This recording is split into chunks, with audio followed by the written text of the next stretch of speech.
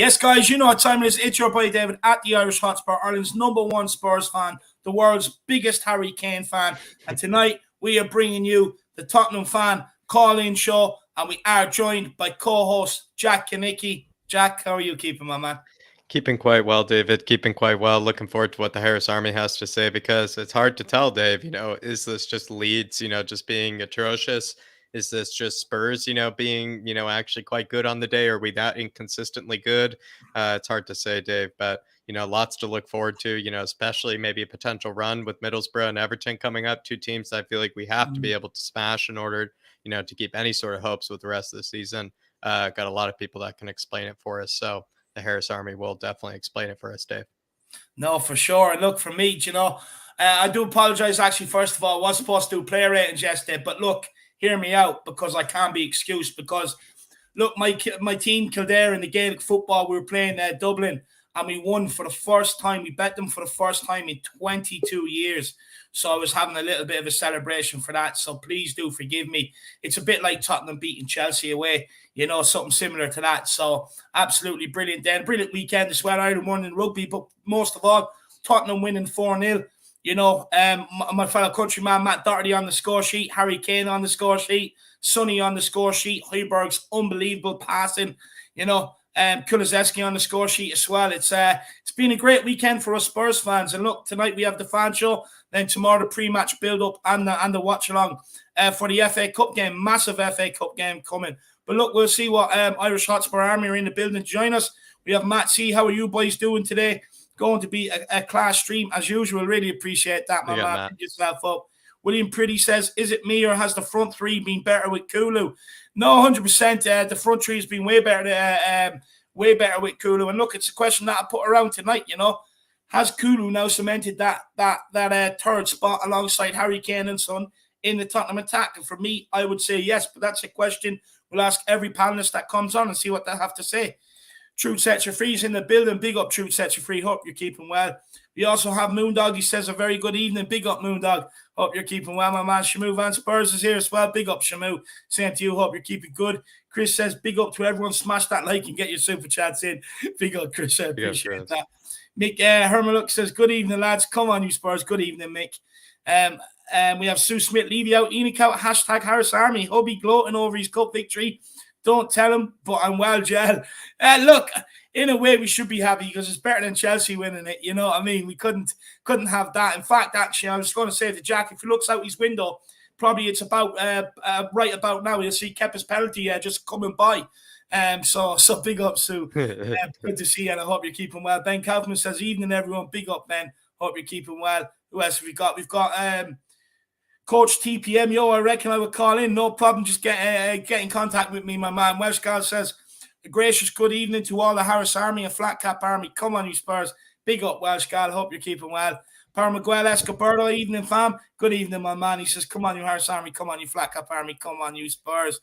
Who else have we got here? We've got Dave Tyson. He says, evening, hashtag come on, you Spurs. Big up. We've also got Jimothy, evening, everyone. Big up. We have Mark Cousins, evening, lads. Is Doherty now Dr. Kane? No, he's nowhere near Dr. Kane. Look, I would have put that one in, to be fair. But look, it was just good to see him on the score sheet and actually do something in the Spurs jersey. So big up, Mark. We also have Lee Hall, evening, fellow Spurs boys and girls. Big up, Lee, my man. Hope you're keeping well. I don't want to miss anybody. We have Wembley 1. Evening, boys are starting my new job today. I haven't been out of work for over 4 months. What better way to celebrate than a Monday night session with the flat cap David Harris? Yeah, come on, you Spurs. Levy out, Enoch out. First of all, my man, let me know what sort of job it is you got. Let me know, my man. Email me and let me know. And congratulations, by the way. And I hope it does go well for you. And I hope it's exactly what you want. Wembley 1. So big yourself up, my man. Congratulations, Wembley. Absolute legend. Always in here, Dave. From the beginning till the end, always here. You deserve it, my man. Absolutely deserve it. Big yourself up. Big up, Wembley 1. We also have Aaron Doyle in the house. He says, yes, lads. Big up, Aaron Doyle. Really nice. John N. Good evening, all. Looking forward to another great show. Keep up the great work. Come on, you Spurs. Big up, John. Really appreciate that. Big Boss Man says, woo! Big up, Big Boss Man. We have David. He says, Kane and Sonny, legends of the game. Well, they are now the most clinical duo in Premier League history, and that's a fact. Toffee 20 says, come on, you Spurs. We have Bobby Coy says, great to see David and Jack. Hope you're well. Just want to finish to all. Just want to wish all Ukrainian fans and not fans the best. Stay safe and hold tight. No, 100%, my man. Big yourself up. We also have Daniel Larson. He says, love you guys. Big up, my man. We love all the followers out there too. Look, without you guys, we're absolutely nothing. So I really appreciate it. Aaron Dove says, Kildare beating us. Dubs ruined my weekend. Spurs won. Ireland won in rugby. Dartino, the new Cafu. Then Kildare go and do the Dubs. Buzz killers. No, buzz killers for you, not for me, Aaron. I was absolutely loving it. And it was at our home patch as well. It gets even better. And believe it or not, I actually live right across the road from the stadium, so couldn't be any closer to the action. RAI says, big up David and Jackie. Big up, my man. Just make sure. Who else have we got? Ellie. She says, I love them too, Daniel Larson. Big up, Ellie. Absolute legend. Dark Sung G with the super chat. Come on, you Spurs. Let's beat Middlesbrough 3-0 and then beat Everton. This month is crucial for our season. Yep. Kulu, Son, and Kane will be firing this month versus West Ham and Man U. Look, I'm absolutely delighted we've got our front three sorted out with Kulu, Kane, and Son, but our defence, it is very leaky. Now, I know we kept a clean sheet against Leeds. We also gave up 19 shots to Leeds. They hit the post twice as well. On another day, could have had a goal. So we do have to learn to maybe tighten it up a bit at the back and keep other teams out, because other teams will take them chances, like a Man United, like a West Ham. And we can't keep relying on having to outscore these teams. So at some stage, we are going to have to tighten up at the back if we want to be able to push on and salvage our season, I would say. Dark Song G, Jack, what would you say to him? Yeah, I mean, I feel like Everton, they do not look very good at this moment in time. Middlesbrough, I would like to think that it should be, maybe not the easiest performances or not the easiest of results, but should be not, too uncomfortable for them in order to kind of squeeze on by. But with West Ham and Man United, maybe Kulu could be that, kind of, I don't know, Dave, that X factor perhaps that we always needed against teams like that, because we've always been needing that third sort of player in order to show up, in games like that. And, Dark Sun G, perhaps Kulu's going to be that guy. I would have thought that, we would be in this situation where Kulusevski would be in this team and that would be, kind of he would settle in this quickly. But, the way that he's looking, the way that he seems to really, have taken, the Premier League to storm, you could say perhaps he could be that new third goal scorer we've always been trying to get. Yeah, no, 100%. Big yourself up, Dark Song G, brother. Really do appreciate the support, and I'd say you're absolutely delighted with Kane and Son putting themselves in the record books, my man. Big yourself up, Dark Song G, and I hope you are keeping well. We have Graham as well. He's in the building. Evening, Dave and Jack. Great weekend seeing Spurs win at Leeds. No, it was. It was an absolute brilliant weekend. Alfie Gosling says, hi, lads and ladies. Hope all is well all over the world. Good win over the weekend, and let's get the sixth round of the FA Cup. No, 100%. The oldest cup competition in the world. Of course we want to, my man. Chris Atton says, good evening, fellas. Great win on Saturday. What a signing Decky could be. Nah, he will work out for me. He's already slotted his way into the front three, to be honest with you. Emily Dunn says, hey, folks, hope you're all well. Don't forget to like, subscribe, and get those super chats in. Big up, Emily. Really appreciate that. Sanuska Ram Shunder says, evening, guys. Got some time tonight to watch you both. Hope you're well. We're all good, and I hope you're keeping well. Scott Heinen says, big up to all Tottenham. Let's stick it to them. Come on, you Spurs. Absolutely love it. I love it when we win. We all come out, chest crowed out. You absolutely love it. I love it. Pete from the Lane says, big game tomorrow. I reckon this year could be our year for the FA Cup. Come on, you Spurs. That's the positivity I'm talking about, Pete from the Lane. Big yourself up. Hopefully we can add to it, because we do only have one trophy in the 21st century, and that was the 2008 Carling Cup. John Stokes says, evening, David Jack. Will we win tomorrow night? Come on, you Spurs. Yeah, I think we should.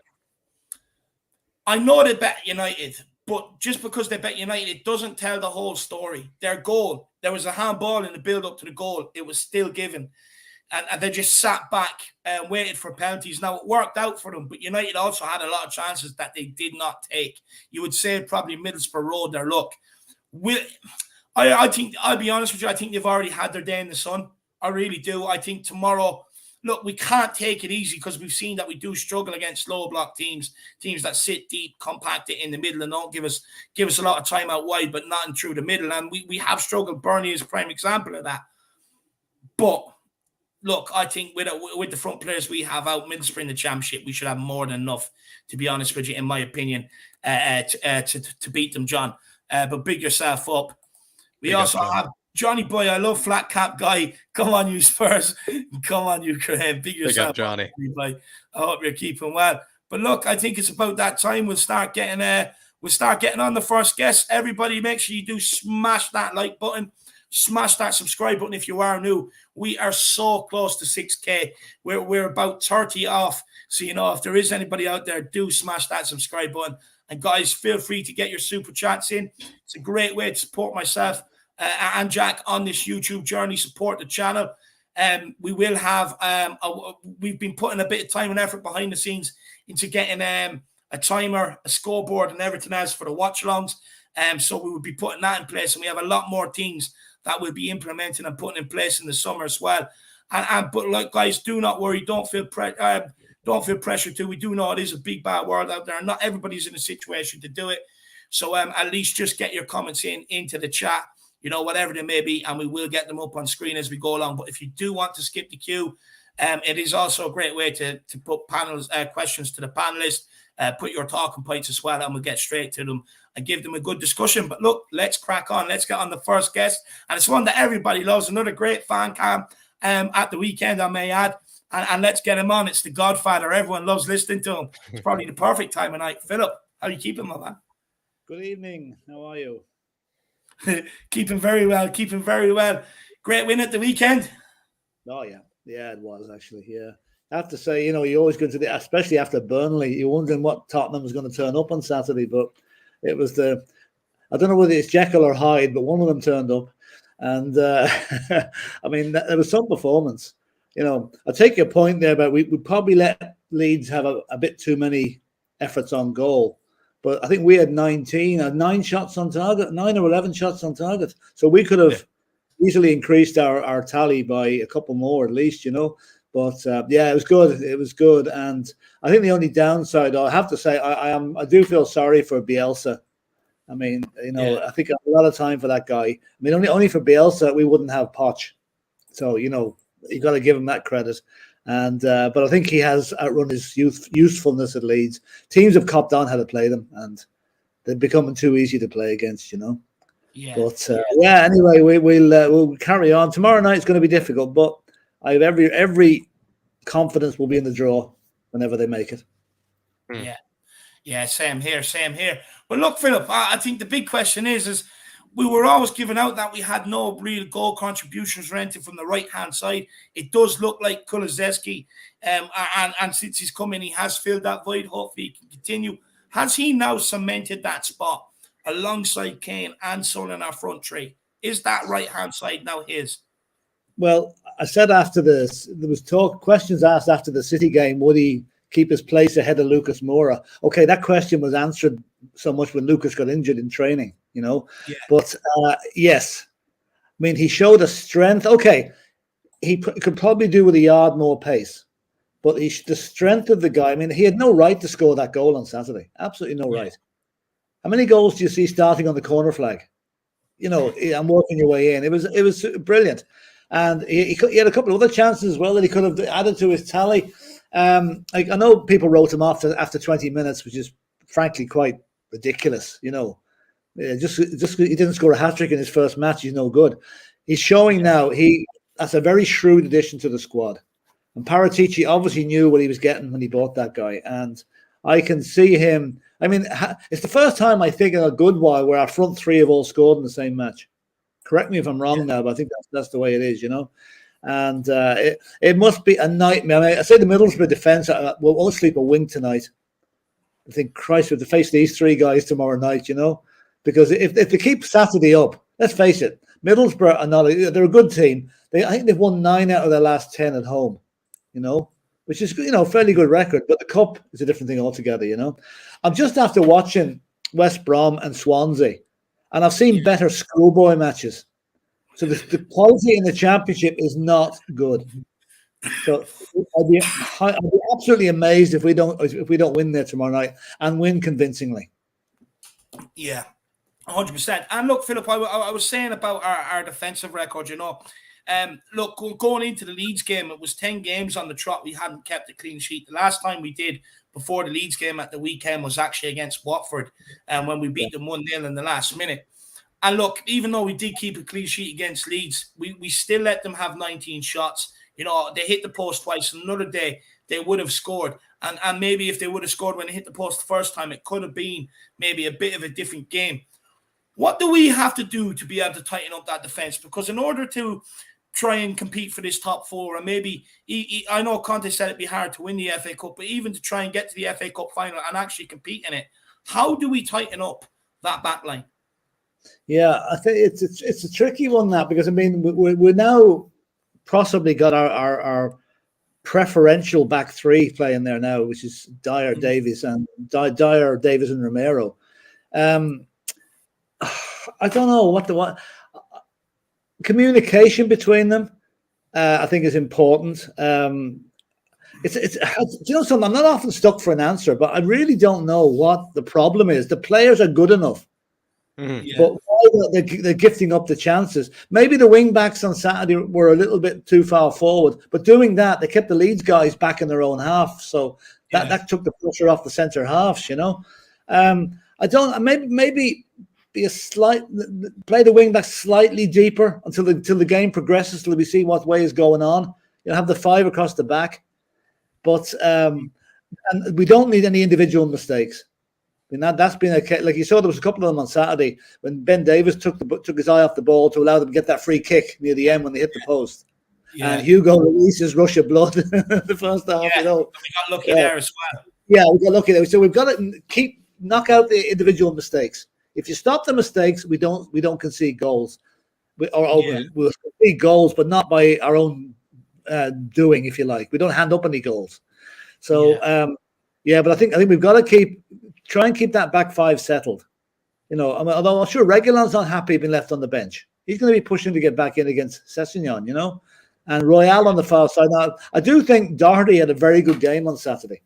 Not only was his all-round game was good, so I think I'd like to see him get a run in the squad against Royale. Now, Royale will probably be a good player in time, but he's a bit of a car crash when it comes to being caught out of position and maybe making the mistake that can lead us to a bit of bother, you know.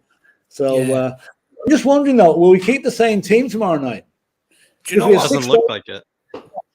That's what I want to ask you. It's kind of like, look, Harry Kane is here to win trophies. Antonio Conte is here to win trophies. It is our last chance this season to win a trophy.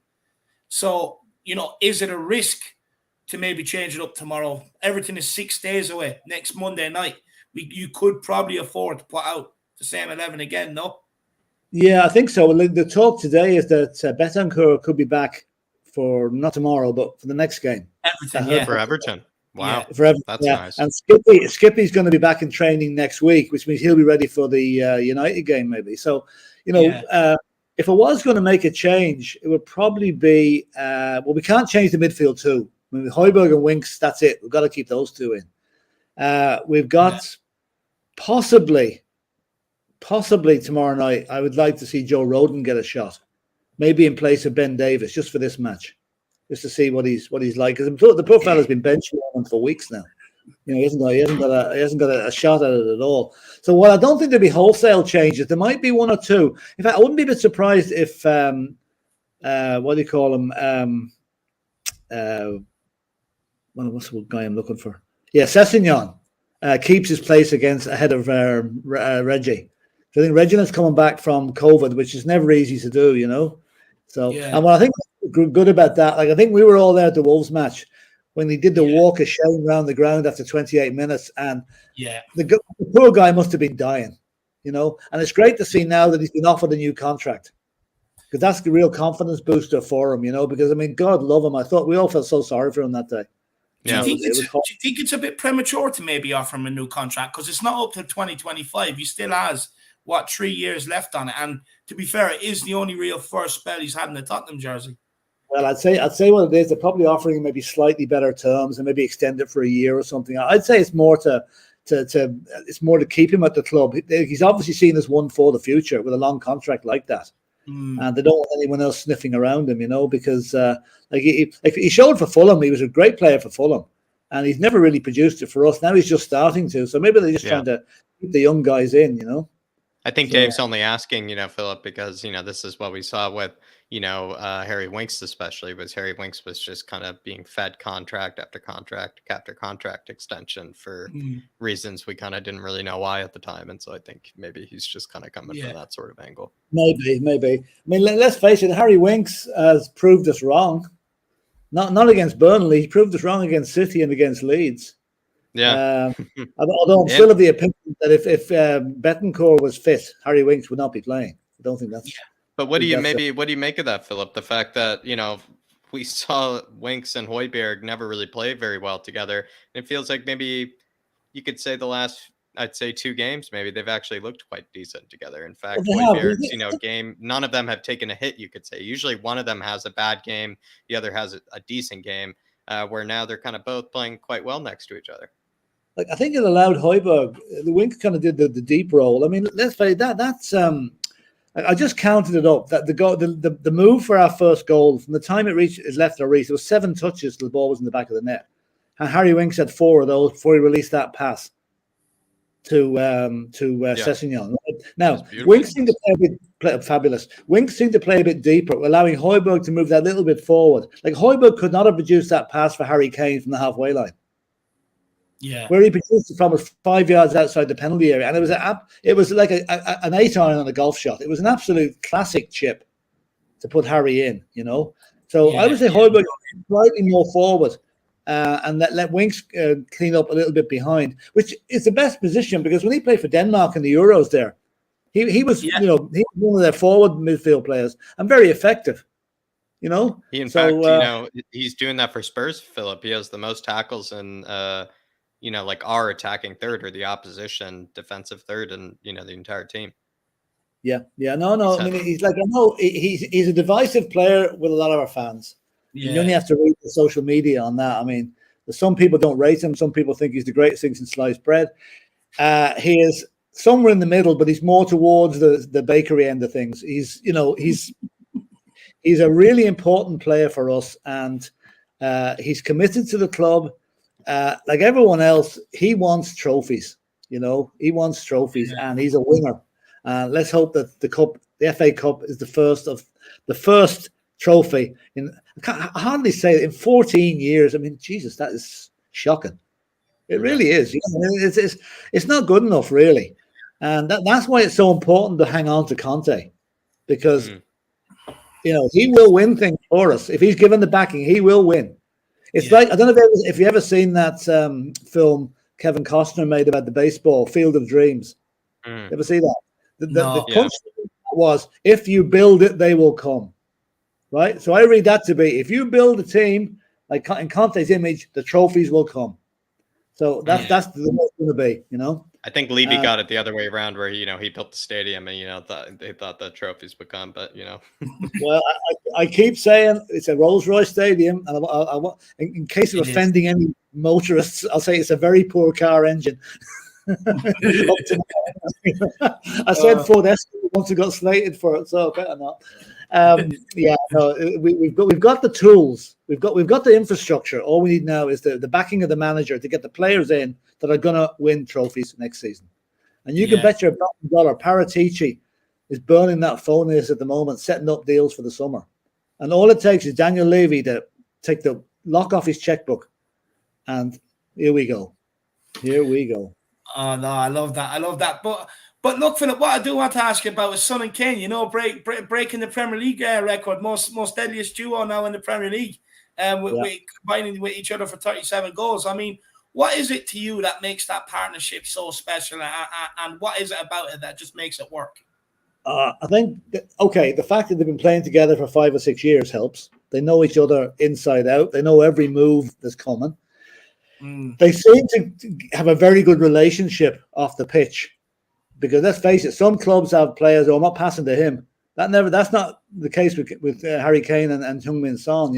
They obviously have huge respect for each other. They are 2 world-class players, which also helps. And the fact that, like, I would call them Batman and Robin. Kane is Batman, Heung-min Son is Robin, you know, and you'll never see one without the other.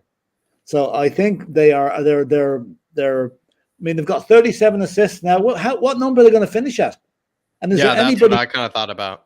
Yeah. Is there anybody coming up on the wings to even challenge them? I doubt it. You know, I mean, I think they're the best combination. Maybe not in world football, but certainly in European football at the moment. I mean, they're going to smash that record, Philip. They're going to absolutely destroy it. I mean, it would take, to be actually fair, what actually might make it unbeatable or unbreakable, Philip, is the fact that they've stayed together for so long. So that would mean, you know, the next duo to break it would need to stay together for quite a significant amount of time in order to, you know, break it, which kind of makes it to a degree unbreakable. So they might finish it at, what do you say, like 50, maybe odd something, who knows? And like that could make it practically unbreakable. Well, if you look at the other people on the list, I mean, Lampard and Drogba, that's what, 10 years ago? More? I don't know when it was. They finished up. There's other one, Thierry Henry, and whoever it was back in the bad old days. You know, back in the 90s, just when the early 2000s, when records were started. You know, so no, that's going to stay for a good while. You know, and I mean, let's face it, Harry Kane has got his mojo back now. So I mean, I think he scored 18 goals this season, and he'd class that as nowhere near good enough at this stage of the season. So he's going to be looking to back a few more. You know. And I mean, now that he's got another like Kulichevsky to back him up, to assist him up the front there tomorrow, that is a formidable front three. And you know, they're playing Everton in the league now. Everton at the moment are feeling so sorry for themselves after that. I have to say, ridiculous VAR decision against Man City. Yeah, it's just cheap. It's just it was just. No, unbelievable. In fact, there was two pathetic decisions VAR made this weekend. Lukaku's goal against Liverpool.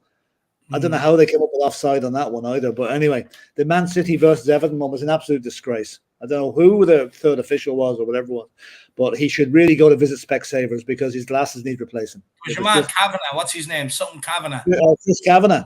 Yeah. Yeah, I think he was involved in one of Harry Kane's in the past as well. Yeah, he was. So yeah, he's not fit for that guy's got history, you know. So anyway, Everton will be they're only 2 points off the relegation zone, which, you know, when you think about it, is they've never been relegated. Yeah. Everton have never been relegated, and you know, this looks like this could be the season. So I think we can do a real job on them as well, because score early against Everton, their confidence is just going to flood away. My only hope is that Ellie doesn't come along and play a blinder for them. Because, you know, that would be really Spursy if he did that, you know. But he's not even making it off the bench at the moment. So, you know, let's see. But no.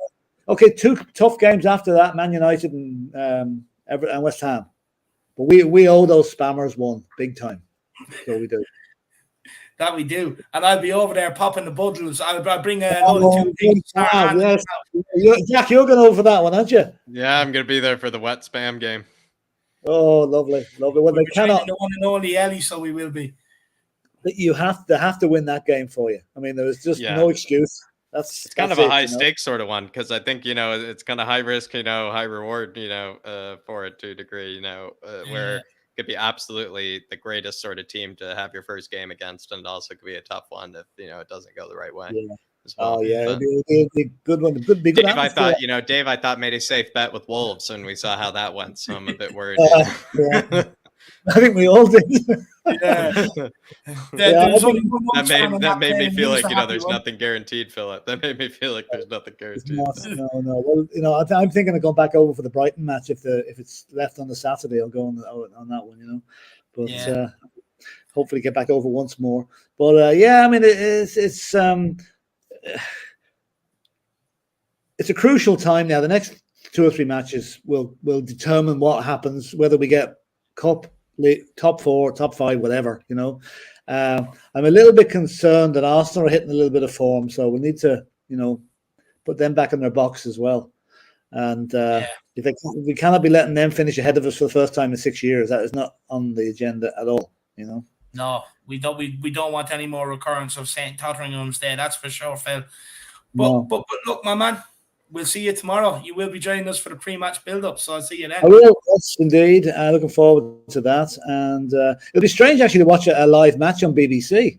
which hasn't been for a long time, So it'd be interesting to see how they commentate on us. I hope they're not quite as biased against us as Sky is, but anyway. Well, if Alan Shearer's in there, he doesn't want Harry Kane getting anywhere near his record. So, might be a bit there. I have to say, Harry used to Broad Sports, Philip.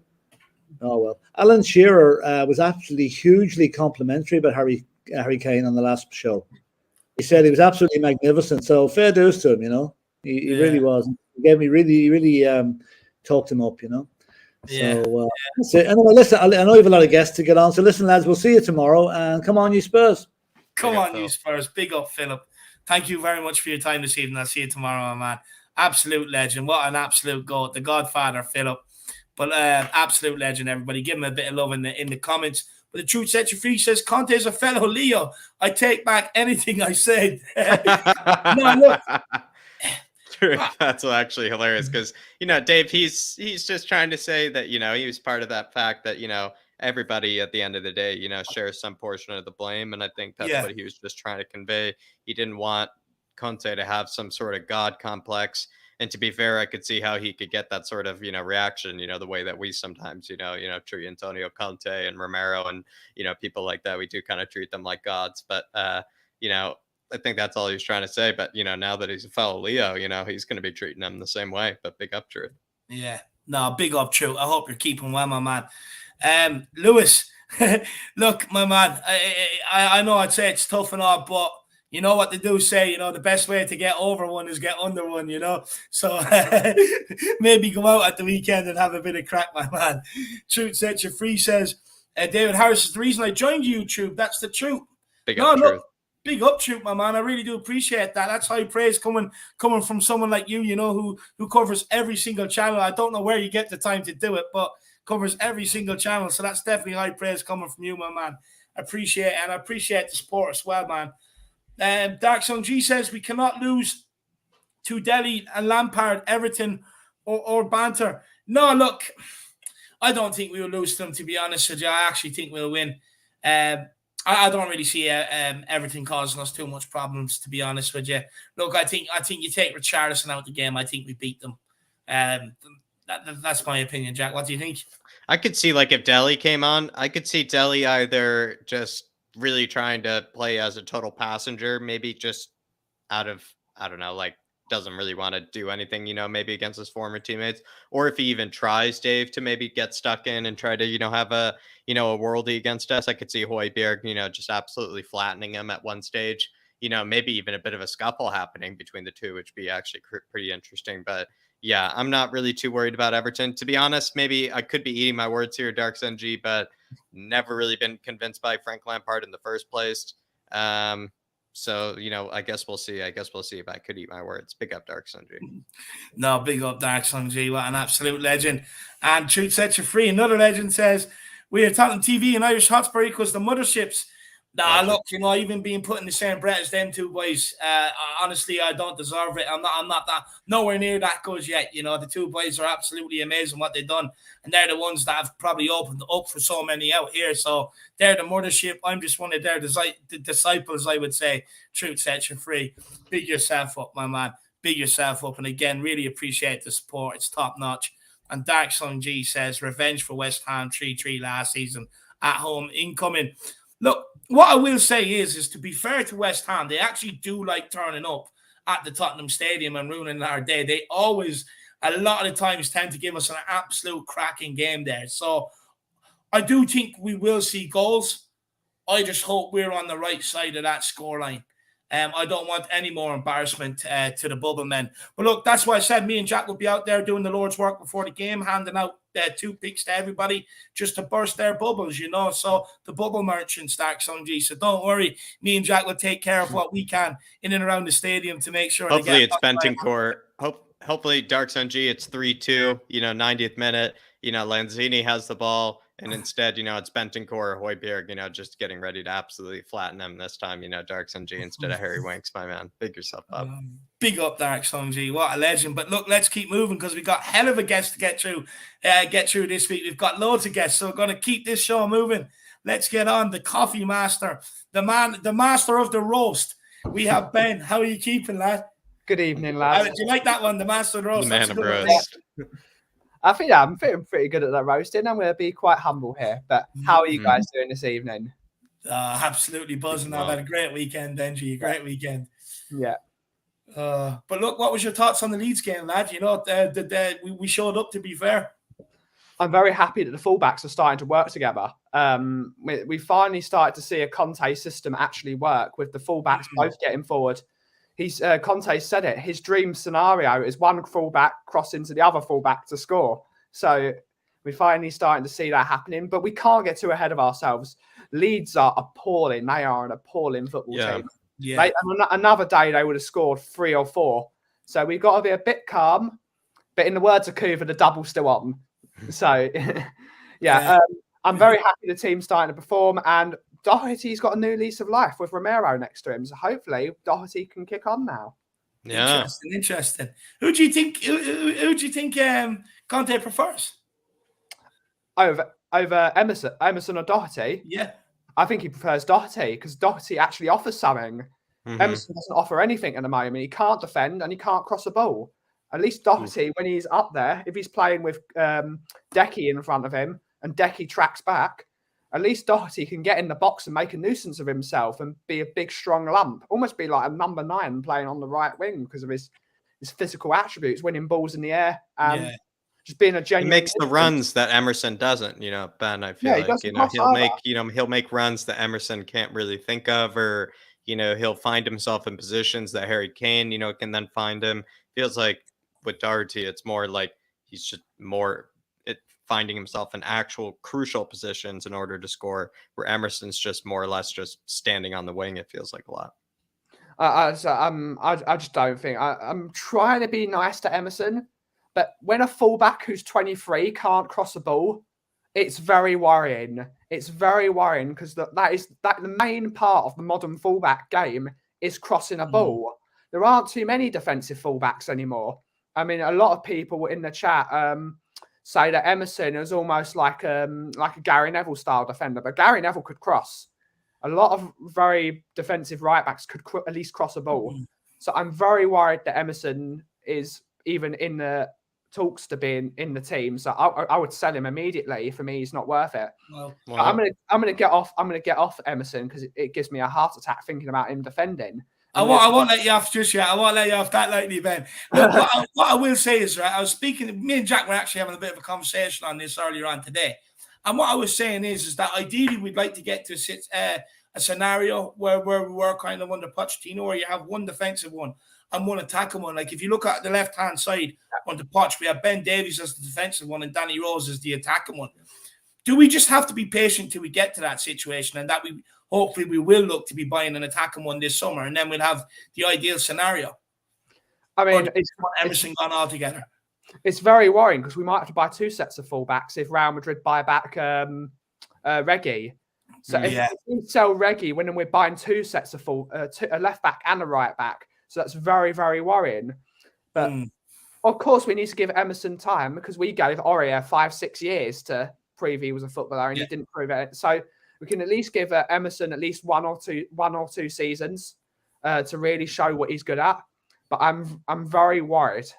Maybe we can buy another player that can play right fullback, but is maybe not an orthodox one that can play in different positions. But it's worrying that he is our second choice and he can't cross a ball. As soon as Emerson goes in the team, we lack things going forward. But at least Doherty shows he can attack. He showed that against Leicester and he showed that against Leeds. He was... Interesting. Yeah. No. To be fair, Jack, any questions for Benji on Emerson? Are you going to let him away? Maybe Ben. To be fair, I kind of thought, Dave, maybe the Emerson haters, we're going to be taking another weekend off. Maybe like they should have maybe last time, but it's understandable. But maybe with Ben, I might be honest. I think he raises good points. At the end of the day, Dave, we all can agree that Emerson has a pretty shocking ball in. And we can all agree that Doherty, at the end of the day, also looks a lot better going forward than Emerson ever does. What I would probably say, Ben, and I have said this to Dave before, maybe sometimes we have said it and maybe caught ourselves saying we always just want, our players to give their all for the badge, give their all for the shirt. And I would say you would find yourself, seeing Emerson maybe do that plenty more times, so far in his career than maybe Doherty ever has. Maybe, but I'm just worried that a 23-year-old hasn't got a crossing ability. Yeah, I could see where like the potential, you don't see the potential. You don't see the potential. You don't see the ceiling. I think there's a lot of people that don't see potential in Emerson, and I really want the kid to succeed. I want him to prove me wrong. It's not like I'm desperate for him to go. Yeah, Just, when you have a 23-year-old, 23 is not young in the football world anymore. 23 is just about you buying players in. And he should offer something going forward, or at least defensively. He makes too many mistakes. And he makes too many mistakes for a 23-year-old fullback that's played for Barcelona. He's played for Real. Who was it? It was Real Betis. Yeah. He's not like he hasn't been playing football. He's been playing plenty of football matches, and it's the reason why no one else wanted him. I think apart from the Southampton, game, he hasn't really made too many mistakes this season, to be honest. And in fact, I think he's eliminated a lot of the mistakes that we probably would have been seeing maybe Aurier be making this season. That's saying, not really saying a lot, because Aurier was a disaster. As soon as you got into a box, it's like it's replacing someone who's terrible with someone who's not very good and saying, oh, well, at least that's an improvement. We need to be going for good and ready to improve. Let me ask you this, Ben, right? So, look, for me, when we had Kyle Walker, at 22 years of age, he was on loan at Aston Villa, didn't really step into the Tottenham team, and too early in his career. Do you think that maybe Emerson has just been like you could say the same with some of the other players that we brought in that maybe have been, I would say, not given as fair as crack as someone else, like a Kyle Walker when he was at Tottenham, because we don't have that sort of established team, and that we are looking for people to come in and make an immediate impact. But given time, maybe he could prove a few people wrong. The difference with Kyle Walker is when he was at Aston Villa on loan, he was defending an entire right side of midfield on his own without a player in front of him. And Villa were very, very good that season. And it was mostly because of he was showing at 22 years of age, not only did he have pace, he had a pretty decent crossing ability. Kyle Walker was not known for having a great crossing ability, but there's one thing he had, which was ridiculous pace. So if he does make a mistake, which Kyle Walker used to make a lot of mistakes. Yeah, he did. I remember Lyon away in the 89th minute, and Kyle Walker was given a stupid free kick away. He did it all the time at Tottenham, but at least if he made a mistake, he has the cheat code recovery pace. Yeah, stupid pace to get back. Emerson doesn't have stupid pace. Yeah, he doesn't get beat for pace though. I agree with you, but he doesn't get beat for pace very often. You would say, Emerson. You don't see somebody touch it past him ever. You can see most teams play down our right-hand flank. Every team that beats us usually attack our left-hand flank. There is a reason. There's no smoke without fire, as we say. Yeah. But as Sue Smith says in the chat, we do need to give Emerson a second season. I am being because I just want the team to succeed. Oh, we all want it now, 100%. No, 100%. We've got to give him a second season, but I'm very worried we need to buy 2 sets of fullbacks in the summer because. I agree. I think you make a lot of good points. I am actually having a weird theory that despite everybody seeming to attack our right-hand side, I have this strange theory that most teams anyway have a stronger left-hand side of their attack than they do a right-hand side of their attack, kind of like we do, to be fair. Like we go down the left-hand side, actually a lot, or at least we prefer to, because that's where most of our better players are as well. So I have this funny feeling that maybe there are a lot of Premier League teams that in fact just prefer to go down the left-hand side because that's where their better players are, but I could be wrong. But maybe take this with me, Ben, William Kelly saying, relax, everybody. It's only Leeds. We beat. And to be honest, they should have scored a couple of goals. I can see us going to Middlesbrough and losing. I mean, Ben, this is kind of what's been in the back of my head the whole time. Was it Leeds just being that atrocious, or was it Spurs being that good? You're kind of leaning towards the former. I mean, you don't know what's going to happen in a football game until you've played it. Middlesbrough, I think, on fairly good form at home at the moment. So it's not like we're playing a team that's playing poorly and Dr. Tottenham will see you now. At least Middlesbrough, they're showing they're a decent team. They got through Man United pretty controversially, might I say. It's all dependent on whether we can beat a low block. If Middlesbrough play a low block, we are going to struggle because we just cannot play against a low block. I don't understand it. I mean, but Tottenham have never been able to play against a low block. Ever since I'm 26 years old, and Tottenham have never played well against a low block. Yeah. It's just something we've never done. Maybe with someone that I'm a massive fan of already, Mr. Dejan Kulusevski, and his passes, he's floating into the box. Maybe that will change things, because his crossing ability and just his overall play is it's so refreshing to see a player come into the team and be one for the future, but then hit the ground running and show that we've bought the right player for once. We've finally bought a player that fits this system, and he's absolutely going to smash it. And let me ask you a question. First of all, William, I really appreciate the support, my man. And I texted you over the weekend. You never even opened my message. So let me know if you're okay, first of all, William. But really appreciate the support, my man.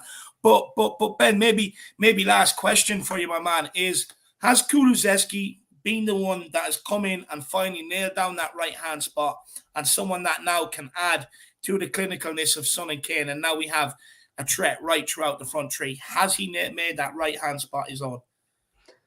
I think so, because he adds two things. One, he drifts inside, which allows the fullback to push up the pitch, which vacates that space, which means he becomes that sort of auxiliary number 10 when we have the ball. But most importantly, even though people say he doesn't have pace, when he gets up to his stride, he's very, very quick. He doesn't have like lightning pace, but he's very fast, almost like Yunus Kabul used to be. But he works hard.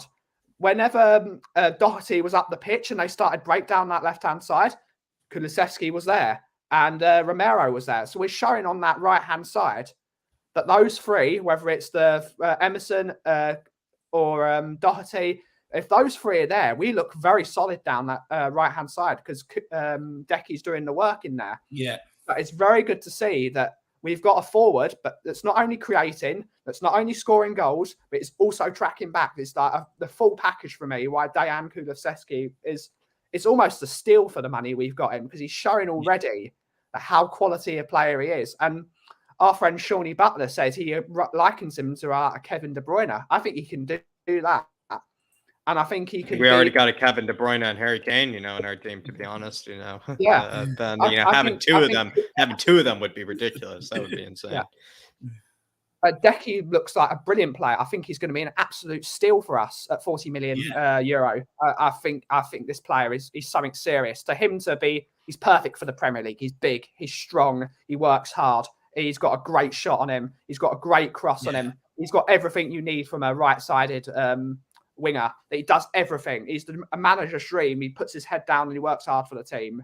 He's going to be absolutely stunning. No, he will. He will. He's going to be a great signing. And Ben, every Monday we can sit here and chat about how great he is, because he's going to be here and he's going to be doing it for someone. I don't even need to talk about Harry Kane this week. I mean, the man of God. But I don't. It's just like, Harry Kane's a god. Yeah. Do you know what? I should talk about him because of how many people doubted him, but I'm going to let it slide this week for sure. Yeah. But Ben, before we let you go, my man, where can people find you? You can find me in the mornings on Tottenham Tantrum Gold with Mr. Dermot and sometimes Mr. Coover, now that he's on his more drop-in, drop-out basis, that Coover's still part of the family. And you can find me on the coffee show in mid-afternoon at the Coffee Company. I'll drop the link if you don't mind sharing it. But I'll drop the link in our private chat if you don't mind sharing it. If you don't want to, absolutely fine. But you can find us in there for genuine talk. It's get people out of the crazy world there is at the moment. Get people in a nice sense of well-being, get everyone's brains right, and hopefully we have a fun time.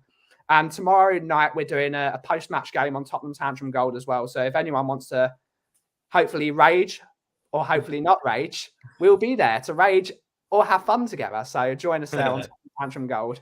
Love it. Also, the Coffee Company is always here at 2:00. Pick up then.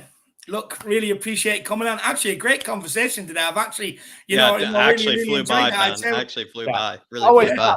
Really weird. Yeah. Look, time flies by when you're having fun, my man. Yeah. I mean, it is. I always have fun on here. It's a brilliant place to be. Love it, Ben. No, it definitely is.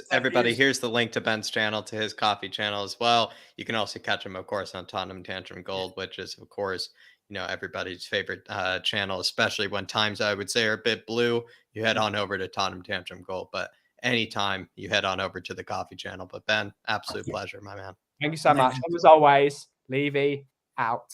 Well Come done. on, you Well Spurs. done. Well done. Big up, Ben. Big up, Ben. There you have it, guys. Ben, what an absolute calling. Absolute brilliant.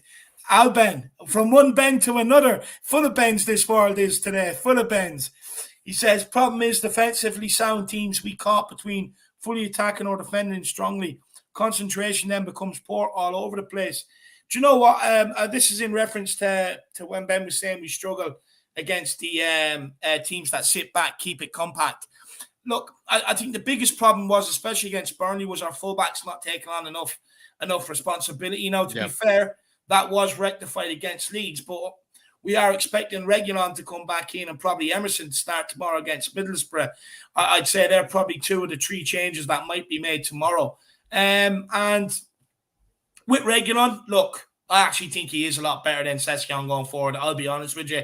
He gives us more width, makes better runs. I know Sessegnon made a great run against Leeds, which demanded that pass from Harry Winks, but Reguilon's been doing it all season, getting himself into positions. Now, look, there are times where Reguilon could shoot more and you probably get more end product, but at the end of the day, I think he's got our second most assists in the Premier League as well. He's got 3 assists, and for a long time, he had the most assists, and for a long time, he had the most goal-creating actions in our team for quite a long time, actually, especially under Nuno. Oh, sorry, third most assists. I don't know, 4th. Actually, he's in there. He was leading in assists for quite a while, especially under Nuno. Yeah, and so, look, Reguilon, I think out that side will be fine. I think he will whip the ball in at any given opportunity. Emerson, look, I know we had a long conversation on him, and the other Ben has his doubts, but to me, actually, when you go back and look at the Burnley game, he was probably our brightest player in the first half in terms of going forward. Yeah. So, but I do understand he's not the quickest to maybe get the ball out of his feet and whip the cross in, and when he does put it in, is it as quality as we like? But look, we'll wait and see what he has to offer tomorrow. You know, I think tomorrow will tell us everything we need to know. If you can't do it against Middlesbrough, are you ever going to do it? So wait and see, Alben. But big respect for my man. I really appreciate the support.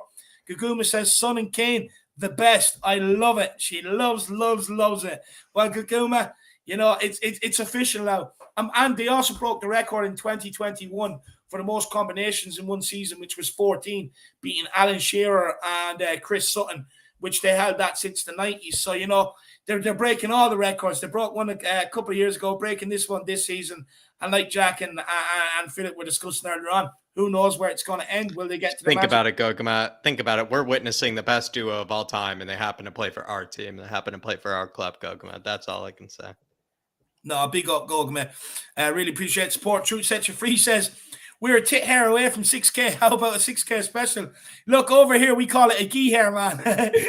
So you do. Don't ask what it means. That's a private conversation, but we call it a gee hair away. And 6K, yeah, look, we're less than 20 now away from. So if there's anybody else out there that's tuning in, keep smashing that subscribe button. Big up, Truth. Big up, Truth. The Bolton Dude says, another midweek game scares the hell out of me. Got to win this, though. Our wingbacks have to be on song. Jack, maybe you can take this one. I'm spoke out now from taking the last few. You take this one. I mean, yeah, midweek games seem to not be our favorite, you know, Joatim Duda. It's always so tough with those sort of kind of things. Like, oh, Spurs never play well in the rain. Spurs never win on Wednesdays. You're just kind of like, even when the stats and everything prove it, I'm always just kind of like, I mean, is that really, is that actually, you know, a thing? You know, you always just feel like it just could just be coincidence, but you know, it does kind of feel that way with Spurs in midweek games a lot, you know, even with the, you know, the Conference League obviously showed that, you know, we didn't have a great record there either. And that was also, you know, sort of midweek games when you do think about it. So to be honest about him, Duda, I'm not really expecting a huge, you know, kind of 3-0, 4-0 sort of performance. I'm not expecting it to be easy, which does kind of, you know, not make this, you know, maybe the best sort of watch along sort of game. You know, it's going to be not as easy as I'd like it to be, but definitely want the wing backs to be on song. All I want to see is to see definitely that midfield not be overwhelmed perhaps by maybe a very motivated and very up for it sort of Middlesbrough side, because I don't want to see Winks, you know, have another clanger against Middlesbrough, because, you know, they did catch him out in the first leg last time, and seemingly I don't think there are any replays this time, so it would then go straight to penalties. It would go straight to, you know, to extra time and everything. So it does worry me. It does worry me about him, dude. Big yourself up though. Big up the Bolton Dude. Faz Radfar saying, let's judge Emerson's second season unless Conte says no. Listen, I listened to the Emerson slander. I listened to the Emerson sort of, kind of, I don't know, lack of faith or lack of, kind of belief. I see where they're coming from. Believe me. I just feel like with kind of this new wave of players, especially the ones that are coming via Paratici, I just like to keep the faith, and I just like to, at least see where it was coming from, because I feel like we were a lot sooner to defend a lot of the signings under Steve Hitchen. And it feels like we're not doing really the same when it comes to some of the signings under Paratici, especially Emerson. Felt like from the moment he was signed, he was just a villain for some reason for Spurs fans. I don't really know why it is. I'm not really sure why it seems like everybody's wanted to hate him from the beginning. That's made me, to a degree, Faz, kind of want to love him, because everybody's wanted to hate him. So all I can say, Faz, is on this channel, at least, Dave and I have been defending him like prime Ledley King. But Truth Sets Free says Ben Kaufman is a brilliant, lovely human being. He's honestly probably one of the favorites, I would say. It's kind of like Philip Brady sort of levels. A lot of people probably just come in here, Dave, just to listen to Ben. Yeah, no, look, I had the pleasure of meeting Ben at the Wolves game, and trust me, he's an absolute gentleman. What you see on camera is exactly what you get off camera. And he's a very fashionable guy as well, dresses very, very smartly, I must say. I love it. So credit where credit's due, but big up, Truth Sets You Free. William Kelly says, sorry, Dave, he didn't even know there was a message. Been dealing with floods, nearly lost everything. Wow, my man. I'm sorry to hear that, my man. I hope you're okay and you managed to maybe not even let it into the house. That would be nice. I don't even know what to say to you, William. And to be honest, you didn't even need to put that in the super chat, my man. Could have just put that in the chat. But I really do appreciate it. But yeah, Jack, anything you want to say to William? I feel awkward now. No, I mean, I had no idea about any sort of floods, happening, my man. And I do apologize. William, but, hopefully you can get it together. I bet this is probably a bit more complicated than what happened with the garage this time. So hopefully, William, you can figure it out. Hopefully you can figure it out this time around. It seemed like, the garage wasn't as big of a deal as he made it out to be. But I would say it looks like, maybe just this hasn't caught the news considering all the other news out there. But I do apologize, William. Hopefully you figure it out, my man. Big yourself Big up, William. Big up, William. Guguma, it's her favorite one, Dave. It's the favorite one. It's the fox, with the hearts, kind of dancing around, just showing appreciation for it's the Conte who let the hounds out one. That's what it is. Conte who let the hounds out. Absolutely love that, Guguma. Absolutely. It's everyone's face, like even said before by Truth. It's everyone's face when Ben comes on, Guguma. So big yourself up. Absolutely love it. It's her favorite one, Dave. And then Moondog saying, FA Cup, top 4, no problem. Come on, you beauties. Come on, Moondog. I love it, Moondog. Come on. What I would say is, I'd say you could safely put your Dyer bet on, because I do think he'll play tomorrow. So put on your Dyer bet for Dyer to score, because it's very well could happen against a team like Middlesbrough, Moondog. But big yourself up, my man, and hope you are keeping well. But look, let's keep this moving. Let's start getting the guests on. We'll start getting through them a bit quicker, so not everybody's not waiting hours in the back end. But look, let's get on the next guy. He needs no introduction. This guy's well able to speak for himself. It's Chris. How you keeping, man? Howdy, David. Howdy, Jack. How are we all doing? Buzzing, lad. Been a great weekend. How are you? All good. Been a good weekend. I was happy with the result. And my guy Kudu scored again. Yeah. Yeah. Now, Chris, I saw your fan cam. You did say that the boys you felt like did you proud. This weekend. Yeah. Do you know what? This time, Jack, it was the absolute opposite of what they did against Burnley. It was the exact opposite. Where they didn't show nothing against Burnley, they just didn't care. This time, whatever Conte said to them has made them realise we can't play like that no more, and they came out with fire, ready to play. And do you know what? I have to disagree with Ben Kaufman with most of his comments he said about Emerson. I am sorry, but Doherty is still a liability because he keeps showing them on the inside every single time. It was only for the fact that they had Kulu there to stop it, he got away with it. But Emerson has got a habit of tracking back, whereas Doherty doesn't. Chris, I mean, I don't like doing this because I'm spoiling David's hard work, for the pre-match build-up, but we have a question on Emerson tomorrow. I looked at all the stats. I decided to compare him, Chris, to the best in the league. I compared him to Trent. I compared him to, Joao Cancelo, Dave, Kyle Walker-Peters, somebody a lot of people wanted back. And then as well, and then another one as well that I think I'm missing, maybe Tarek Lamptey. I think we might have thrown in there as well. But Chris, I mean, he has the most pressures and the most successful pressures and the most tackles won out of all those guys. Out of all, like, absolutely blows them away. Do you feel like maybe people with Emerson, do you feel like that they don't recognize maybe the hard work? And maybe he might not be the best going forward, Chris, but I feel like they're not like giving him credit for the fact that he puts everything, on the field. It feels like every single time he's out there. But you couldn't say that with Doherty. I was trying to say that to Ben. I feel like you couldn't say that with Doherty. There have been some times, like we've been saying with Dark Sun G, we call him Mr. Hollywood. He's pretending, he's trying hard. With Emerson, when you watch him every time, the guy looks like he's giving it his all every time. Look, Doherty's had 2 years to prove himself, and now he's only starting to show what he can actually do. You've got to remember, Emerson's only on his first season. You've got to give him time. You can't just judge him after half a season. And 2 managers as well. And 2 managers as well. But Doherty's had 2 years and he's still the same. But now he's only slightly improved. To be fair, Doherty also had a year under 1 manager as well. Emerson's had 6 months, 7 months under 2 managers. Yeah. To be fair, right? I'm not a big fan of Emerson. I like the player, but I'm not a huge fan of him.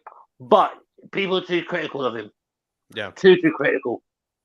It's kind of why I've taken a liking to him, Chris. Only for that reason. It's because I feel like people weirdly have just been a bit too harsh on him, in my belief.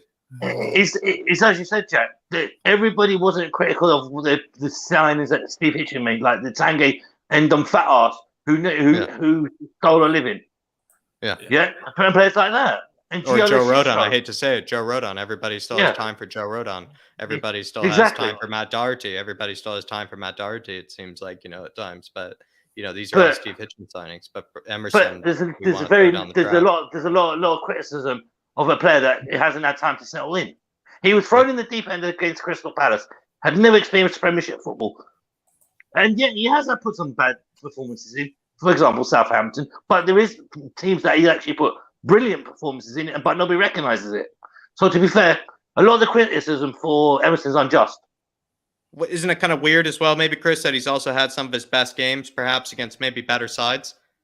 Yeah, exactly. He plays really good against Liverpool, Man City, And also, I think I even said at one stage, Chris, as much as Emerson has had some clangers of performances, there also have been some games where we kind of looked at it like Emerson, maybe man of the match here. Exactly. Against Liverpool, superb. Against Man City, superb. But the problem is with some of the supporters, they don't see the good side of him. They only want to see the negative sides, which is a bit of a problem. I don't want to talk about Harry Kane today, Dave, because I know how you feel about him. So I don't really want to. I want to avoid that subject. Let's talk about Kulusevski then, Chris. I think what makes Kulusevski kind of interesting.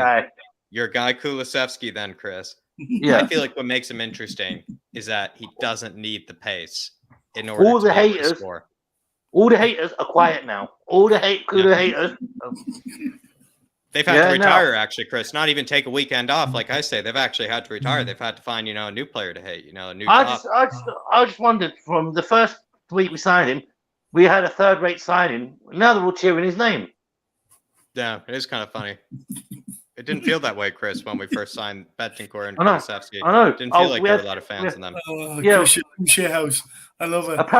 Apparently, we had third-rate signings. I don't know where that came from. Well, that third-rate signing put a class goal in against Leeds from the corner, with a little touch off from Doherty, straight back into the near post. Tell me a third-rate signing can do that. Yeah. But Chris, also, like, maybe what do you make of the fact that he's maybe not? He's almost dissimilar, or not even similar at all, to Lucas and Bergwijn. He actually is quite different the way that he maybe plays. Do you know what? I think Lucas has lost his position in the team starting 11 with Kulu there now, because the front three are playing together as a front three. You haven't got a headless chicken running around. Yeah, and he's actually supporting Emerson or Doherty with supporting the wing backs as well. So this is one thing that Lucas didn't do, and was support the wing backs. And this is the difference. This is the difference when you've got Lucas and Emerson playing. Emerson had no support. When Doherty played on it with Lucas, he had no support. Now Kulu's coming. Emerson's got support for that wing back role, and so is Doherty. Dave's made that point before. Yeah. You're spot on there, Chris. So to be fair, this is why I said a lot of the criticism towards Emerson was actually quite kind of out of order, because Emerson didn't actually have that support from the forward player who should be supporting him as well on the wing. And he also had Sanchez next to him, so he had Lucas and Sanchez next to him. I mean, you got Bambi on grass, next to him. Well, I've just had the worst feeling that we might see him tomorrow night. So God help us. Yeah. I had a theory, Chris, that Sanchez, he's not even Bambi on ice. He's Bambi on grass, which makes me think maybe he'd actually be better if it actually were played on ice. We should well, I can't even think of a comment. Maybe he's actually Colombian, maybe he's a Colombian figure skating superstar. Maybe we should have sent him to the Winter Olympics. Yeah, that's what I was thinking. Maybe because it seems he like got the gold grass, medal. What's weird, Chris, is that he's not like a Lo Celso, where he gets injured, stepping off the bus, or he gets injured, stepping on, to the bench or anything. He seems fine, off the grass. The moment he steps on the grass, he's slipping everywhere and can't seem to keep his feet together. So maybe perhaps it's just on ice that maybe Sanchez is actually. Can we run the risk of bringing in a Sanchez tomorrow, though, knowing the mistakes that this guy have in him? That if really, I don't want to see him. I really, really do not want to see him. But this is the sort of game where Conte might think, right, we've got an important game on Saturday. We've got an important game on Monday against Everton. So we don't want to risk Romero getting injured. Yeah. Or risking Dyer getting injured. Because don't forget, Dyer has only just come back from injury. Same as Romero. And so they may still not be 100% firing on all cylinders. Yeah. Yes, they're putting good performances in, and Romero's been solid for the last few matches. But he still may have that niggling injury where he could aggravate it again, which I really don't want to see. So, for me, I'm just dreading seeing Sanchez tomorrow night. Because when I sit on BBC One and I see Sanchez's name, I'm just going to go, I'm behind my sofa, just like... just keep hiding my eyes. I think any of us would be like that, especially if it's raining tomorrow night, Chris. Yeah, but look, we just have to go like this. Oh God! Just quickly, DRC Spurs. I hope he plays on Wednesday, my man. I hope he plays on Wednesday, not Tuesday. Exactly. Yes. Hope he turns up a day late. Yeah. Play him on Wednesday. That would be the best idea. Play him Wednesday. Yeah, that's what Conte hasn't thought of yet, Chris. But Dark Sun G says, Chris, you and I feel the same way with Kulu and the new Bale for us. He says Bale goals and assists last season will be replaced with Kulu. I feel Kulu end with 12 goals and 10 assists. Holy crap! 12 goals and 10 assists by the end of this season. I think he's going for that. I mean, Dark Sun G, you gotta love him, Dave. This is why he's very OG of this channel. It's optimistic. I wouldn't go with the 12 goals, maybe like 8 or 9, I would say. 8 or 9, being conservative. But see, what Kulu lacks in pace, right? He's got in goal creativity and defensive qualities. So all these people who are saying, he hasn't got pace, he doesn't need that pace. Well, when your brain works quicker than your feet, you don't need that pace. You just don't need it. As long as you can see the game quicker than everybody else, that pace is irrelevant because your touch, you know exactly where to touch the ball. Your first touch is better than everybody else. You see everything a lot quicker than maybe what someone else would with pace. So you don't. David, all you got to do is look at his goal against Leeds. Everybody thought he was going to put it in the far corner. He went for the near post, bent it right into the near post. Now, anybody who doesn't see the football like he does, they would have put it in the far corner. Not only that, though, Chris, Kane was shouting for it, and for him to take it on himself and ignore Kane. Exactly. It shows that this kid he's not here just to make up numbers. He's here to make a name for himself. Well, to be honest with you, David, the way he's been performing over the last few games, he's making a name for himself. Yeah. Okay, against Burnley, the whole team was poor. The whole team, not just one player. Yeah. It was the whole damn team was poor. Just no consistency at all in their passing, their shots on goal, their defending, which is nothing. But against Leeds, yes, we conceded some chances. But the goal creation chances we had, we could have at least had a 5 or 6 against Leeds. Yeah. Doherty could have had 2 or 3. Kane could have had 3 or 4. Son could have had 3 or 4. Emerson could have had 2 or 3. Emerson could have even had one. For the Emerson should have had one. Yeah, should have had one. But as I said, for me, it was a bloody great weekend, and I'm glad to see the players actually showing some pride in doing what they're doing, not just heads down. Yeah. No, 100%. 100%. The Conte rocket done the trick. No, look, 100%. 100%. But look, Chris, anything else you want to say to the fans out there before we let you go, my man? Pray that we don't have Sanchez in there tomorrow and we'll be all right. I love it. I love it. But look, Chris, as entertaining as usual, big yourself up, my man. It's good to see you smiling as well. Yeah. And smash a like, get your subscriptions in, get the lads to 6K, they deserve it. Come on, you Spurs. Absolute legend. Come on, you Spurs. Everybody, give Liv Chris a bit of love in the comments. He fully deserves it. He fully deserves it. People absolutely loving him. But Ellie, just turn on your camera. We're ready to get you on, my love. Just waiting for Ellie to turn on the camera. She's next. Then we have Amir. Then we have Dan. And then we have Colin. And I think Dan Dermot will be stepping on at some stage. And I think that'll be a lot for tonight. Ellie, if you're there, turn on your camera. Not sure she is, so we might have to. Is she? Are you there, Ellie? Yeah, okay, I'm here. So she can't turn it on if that's okay. No worries. Well, no worries, Ellie. Ellie. Yeah. Finally, Højbjerg, Sorry. starting to get a bit of the respect he deserves after that pass. I know. You see what I mean? Where's Alex? I want to get him in the room. Don't call him Alex. Bring it on. Bring it on, Alex. I sent him a private message anyway, so he knows. So he's running from you. Is that what you're saying? Yeah, he's hiding. He's hiding. I thought that. He's hiding down some dark hole under a rock, probably. I remember the last time, Ellie, he tried to slam Højbjerg got that goal against Aston Villa, and so I would just say it seems like Højbjerg's always listening. I know. I reckon he watches Alex, doesn't he? And he thought, right, this is my inspiration.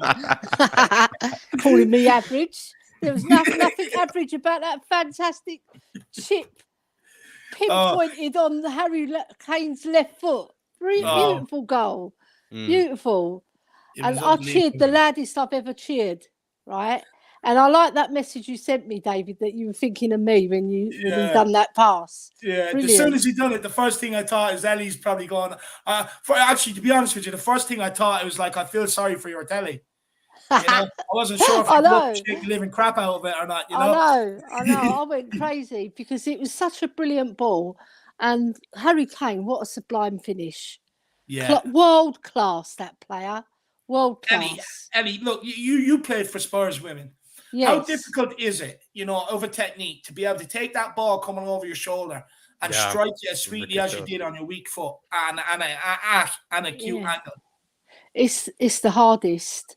I'm telling you, because you got it's flying over your head.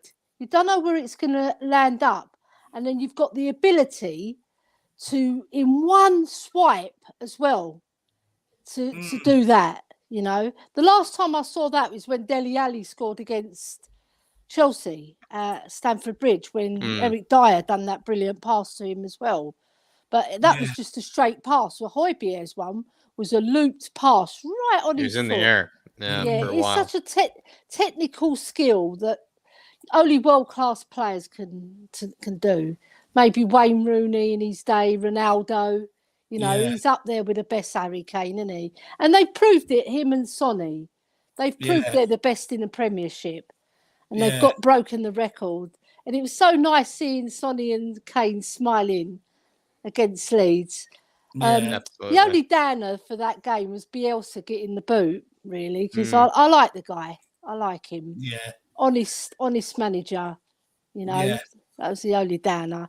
I think a lot of Leeds fans, funny enough, in fact, Ellie, it seems like out of all the sackings of managerial history, it seems like the one that maybe is like the nicest sort of outcome, or like, people are the saddest to see him go, I guess, is, a lot of Leeds fans are quite sad to see him go, by the way. Yeah, they're probably in mourning because they love the guy.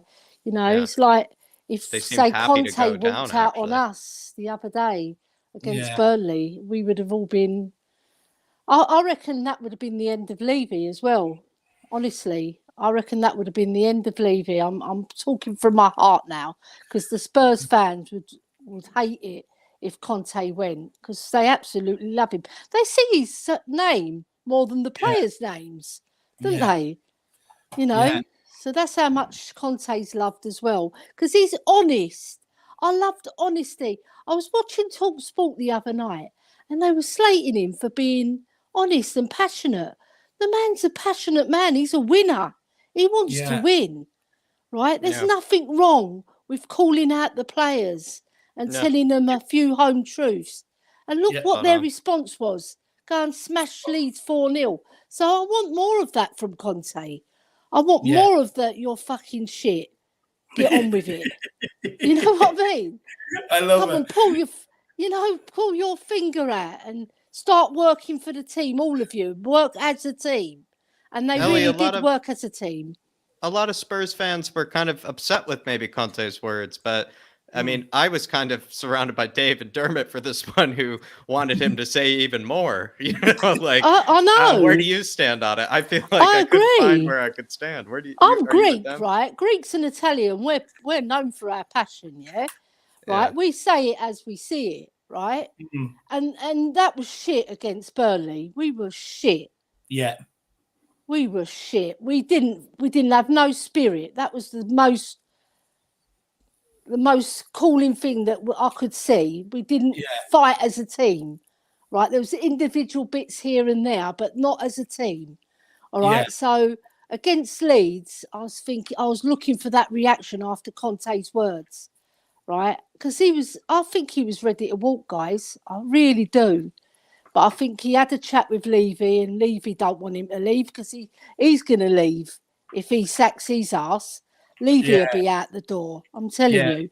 But I was glad to see that reaction, and I reiterate what Chris just said about Kulu. What a player we've got there, eh? I don't care. Since he stepped in, Ellie. Yeah. Since he's come in, he actually looks like that he's been in this team years, the way he seamlessly slotted in. What is it that he offers to this team that makes him look like he's been here for years? Great question. First of all, he works for the team, right? When we lose the ball, he tracks his arse back and helps out the defence. Yeah. Second, what a sweet left foot he's got. It's nice, and he can pass, and he can cross. We've been calling out for that all season, you know, against Man City. What a two beautiful crosses. I mean, one got VAR'd and ruled off. The other one, pinpoint, wins us the match. That's what you want from a player. Someone who comes and affects the game. Don't just do silly passes sideways and backwards. Or even someone like put it where it hurts the opposition. You know? Yeah. And I like the way he links up play as well. And I don't care that he hasn't got pace, because Sheringham didn't have pace. Van der Vaart weren't. That's exactly what I was going to ask. Modric weren't all that fast, really. I love Ellie. She's so blunt. I love her. Do you know what I mean? You know, when he gets going, he's good. When he got that goal against Leeds and he cut, he's got a little turn of pace. Maybe the first 5 yards, no, but then when he picks up, he's got a little bit. It doesn't matter about the pace, because he's got the skill, the boy. He doesn't need it, right, Ellie? No, right? he's got a sweet left foot. We needed a left footer in our team. You're right. Yeah. You're and right. I think him and Mora can play, you know. I think him and Mora can play together. I'm not counting that one out, because, I mean, Mora could play right wing back as well, you know. Maybe if people are not happy with Emerson or Doherty, you know, I think he can slot into that role, or even Bergwijn, because they're both strong lads. And one thing about Mora, he has been consistent for us. He hasn't been always the best, but he always gives his best. He always tries.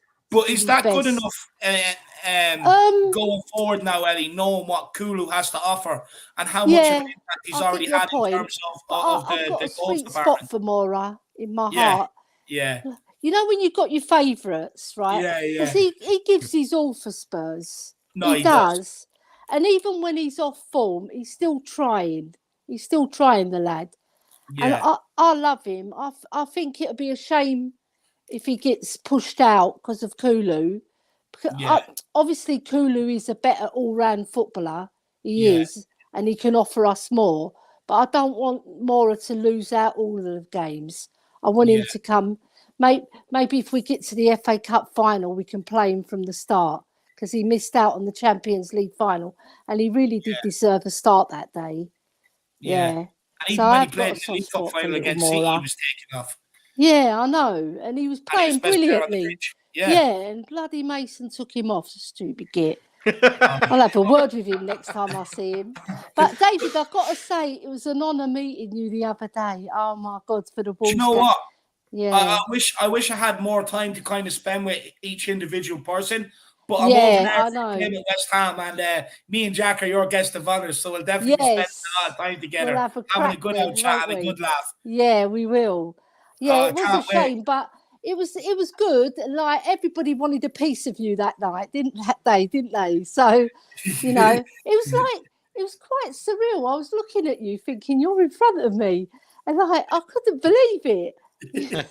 Well, Ellie, maybe we'll have a When I sign. meet you, Jack, that'd be just as good. Well, Don't I'll you bring a worry, sign, lad. Ellie. I'll bring a sign saying, not even Hoiberg, give me your kit, give me your Viking helmet. Oh That's my what I'll ask God. for. We'll ask and for Ellie, the you can Viking bring helmet. us for one of Brilliant. your famous curries after the West Ham game. Yeah, I We know. can we'll go for one of them curry, Yeah, one we of the famous will. curries you all go for. Yeah, because my daughters wanted me to come home that day, because they Yeah, said, Mum, yeah. come home. Because I go out every night after the game, and I come Yeah. home about 1, 2 o'clock in the morning. They said, Mum, we want to see more of you. So, Yeah. because they just moved, one of my daughters just moved back in as well. But getting back to Spurs, we've got to go down to Middlesbrough and show Yeah. our class.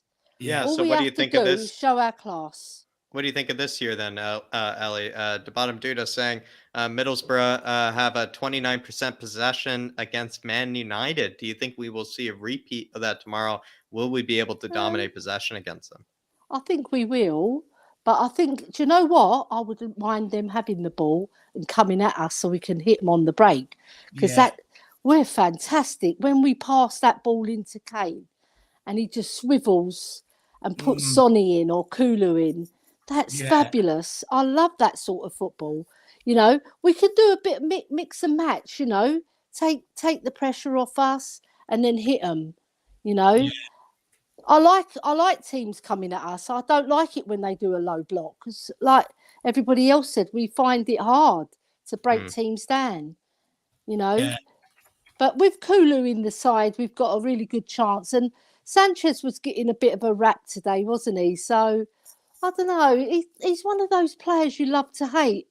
You know, he can play brilliantly one game and then he'll play like a 5-year-old the next game. Yeah.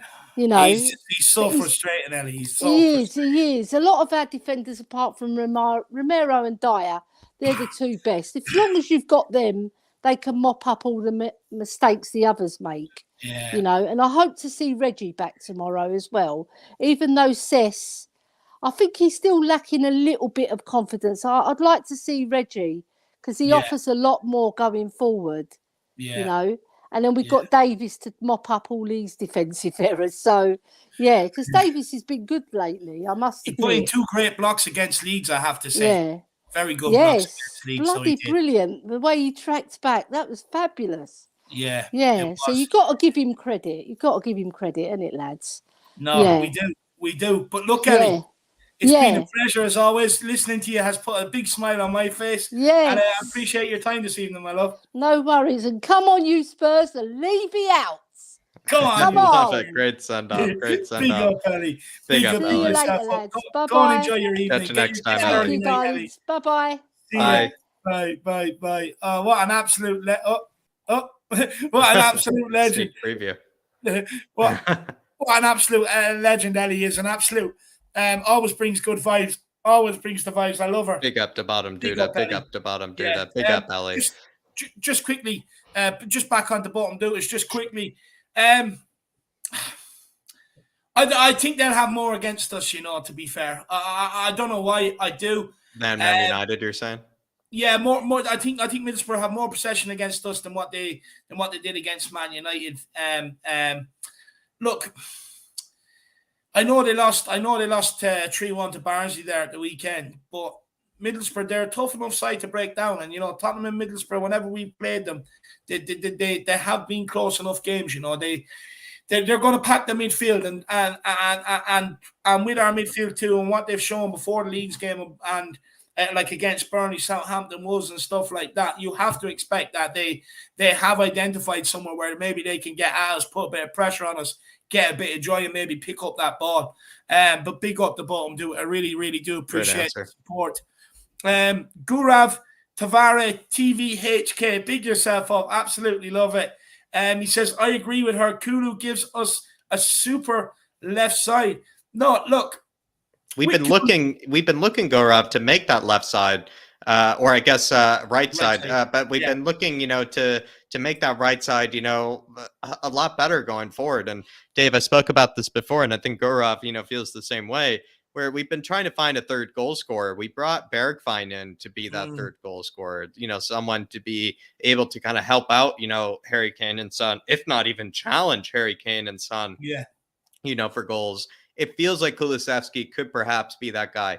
I know we're reading too much into it, but the way that he's kicked off is the way that we've wanted Bergwijn to kick off, the way that we wanted Lucas to always be, and, even Brian Hill to a degree, maybe for the future. And so Gaurav, all I can say is maybe he can be that third goal scorer, and that would be absolutely brilliant, because we've been trying to find a third goal scorer for a long time, kind of like how we've been trying to find a good right back for a long time.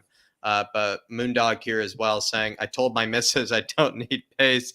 It's all in my mind. And she says that's slow too.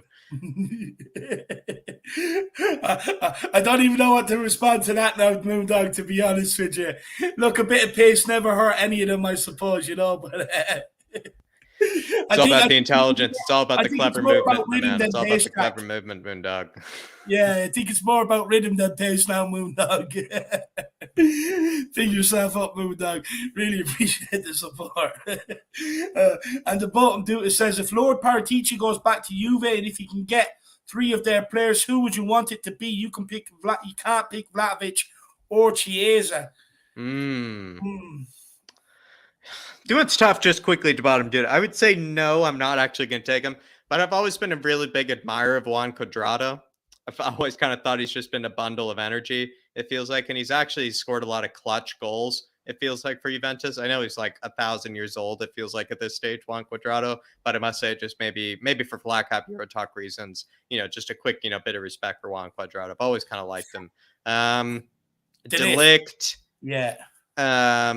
What about your boy McKennie, Jack, the American? Yeah, I would take McKennie. Absolutely. Locatelli. I would take Locatelli, McKennie, and Delict. Maybe Dybala, but I'm not sure on Dybala, actually. I feel like weirdly maybe I wouldn't take him. I actually love Bernardeschi also as well, to bottom dude. I actually weirdly love Bernardeschi. I actually think he's a lot. He was going to be a great player at one stage. He really was, but I don't know. But bottom dude, great question, my man. Great question. For love me, it. Absolutely. Just for me, quickly, I would definitely take Delip. I'm a huge fan of his. I was at Ajax. I'm raging we didn't go from then. Locatelli, I absolutely love. I think he's an absolute baller. Gets stuck in as well. I really like Locatelli. And I really like McKennie too. But just to maybe go for an attacking player, I will pick Dybala. But I would love Chiesa. I absolutely love that guy. He's brilliant. I think that's maybe why. His father played the game as well, I think. And he was a good baller back in the day. I believe that's true, Dave. I believe that's true. Gogama is saying, big up, David and Jack. Great vibes. So fun.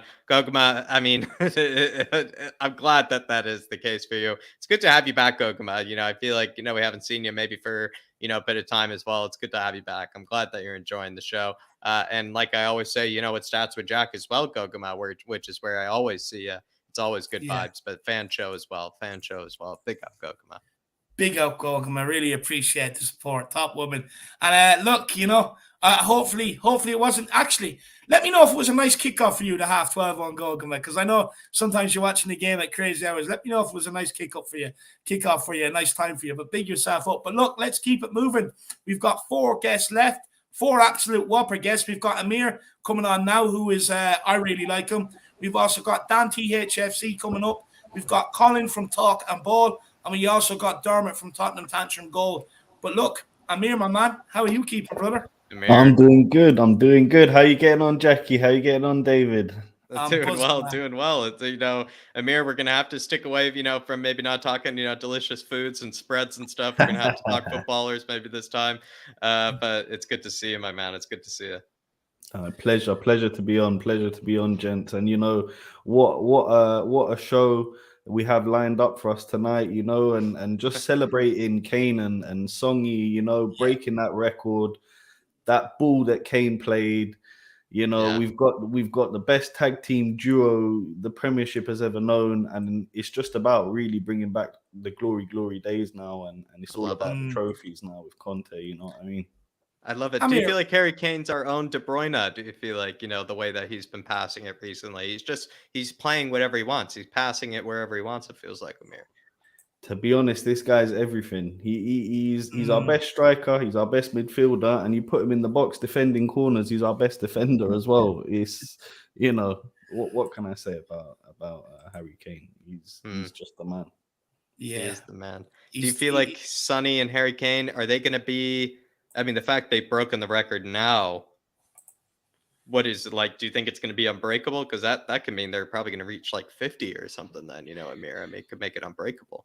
Well, this is the thing. I don't want to get too excited, Jackie. I don't want to get too optimistic, because the thing is, and this is the biggest problem we're gonna have, is what do we do if we don't get top 4 and these boys aren't playing in the Champions League next season? And Kane and Son have 10 offers from big clubs across Europe to come and play in the Champions League. Then what do we say? Then what do I say to Son and Kane as a Spurs supporter? Do I even blame them wanting to leave if we're not giving them the platform to perform on the highest level? Yeah. No, you're spot on. I mean, it's probably something we've maybe taken for granted. Do you feel like, Amir, the fact that they've been so loyal and the fact that they're such world-class players and they've stuck by us? Well, Levy's taking it for granted. Do you know what I mean? I don't think the fans have taken them for granted. Probably true. Touche, actually. Touche. Because Songy, for me, let's put Kane aside, who's the best striker in the world and probably the best, hands down, best guy, in football. Songy plays with a smile on his face. He gives it all for his team. He's full of running. He never stops. He's the perfect example for a professional and a great role model for the kids. Yeah. No, it definitely is. Definitely is. And do you think Son doesn't actually really get the praise that he deserves? You know what it is with Songy? I think people get frustrated that sometimes the ball can run from him sometimes, and he can lose the ball. But if you're looking at this guy's numbers and assists and goals, he's an assassin. He's unreal. He's unreal. And even in games where he's maybe he's not the number one guy on the pitch, he's still coming up with a goal. He's still coming up with an assist. So I think it's about time people woke up to the legend that is Son, because he could walk into any team he wants across Europe at any time.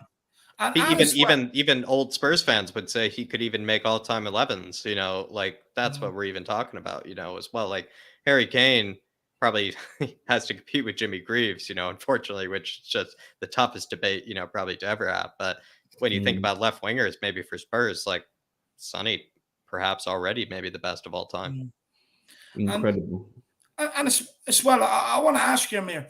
Look, Kane and Son, the relationship has been going for what, 4, 5, 6 years now. It's been unbelievable. And no matter what teams adjust to be able to try and stop it, they still find a way to be able to, still cause problems. Why do you think that is? That no matter what any team does, whatever they put in place before the game, you just cannot stop that duo? So do you know what I think it comes to the level of player that Son and Kane are. They're that top level of footballer, that world-class level, that Ronaldinho, that Bale, that extra level. You know what I'm talking about? So whenever they get the ball, you're expecting something incredible to happen. And the other players know it. The defenders that are defending against them know it. So even if they know Kane's going right, and he goes right, but he manages to push the ball that just a little bit further to manage to get the shot off, That's where Kane and Songy, excel in the top realms of football and skill and technical ability. Because Kane isn't the fastest player. Let's not get it twisted. He was never at 21, 22, 23. He was never sprinting past players and, Michael Owen style banging in goals. That's not his football. It's not his football.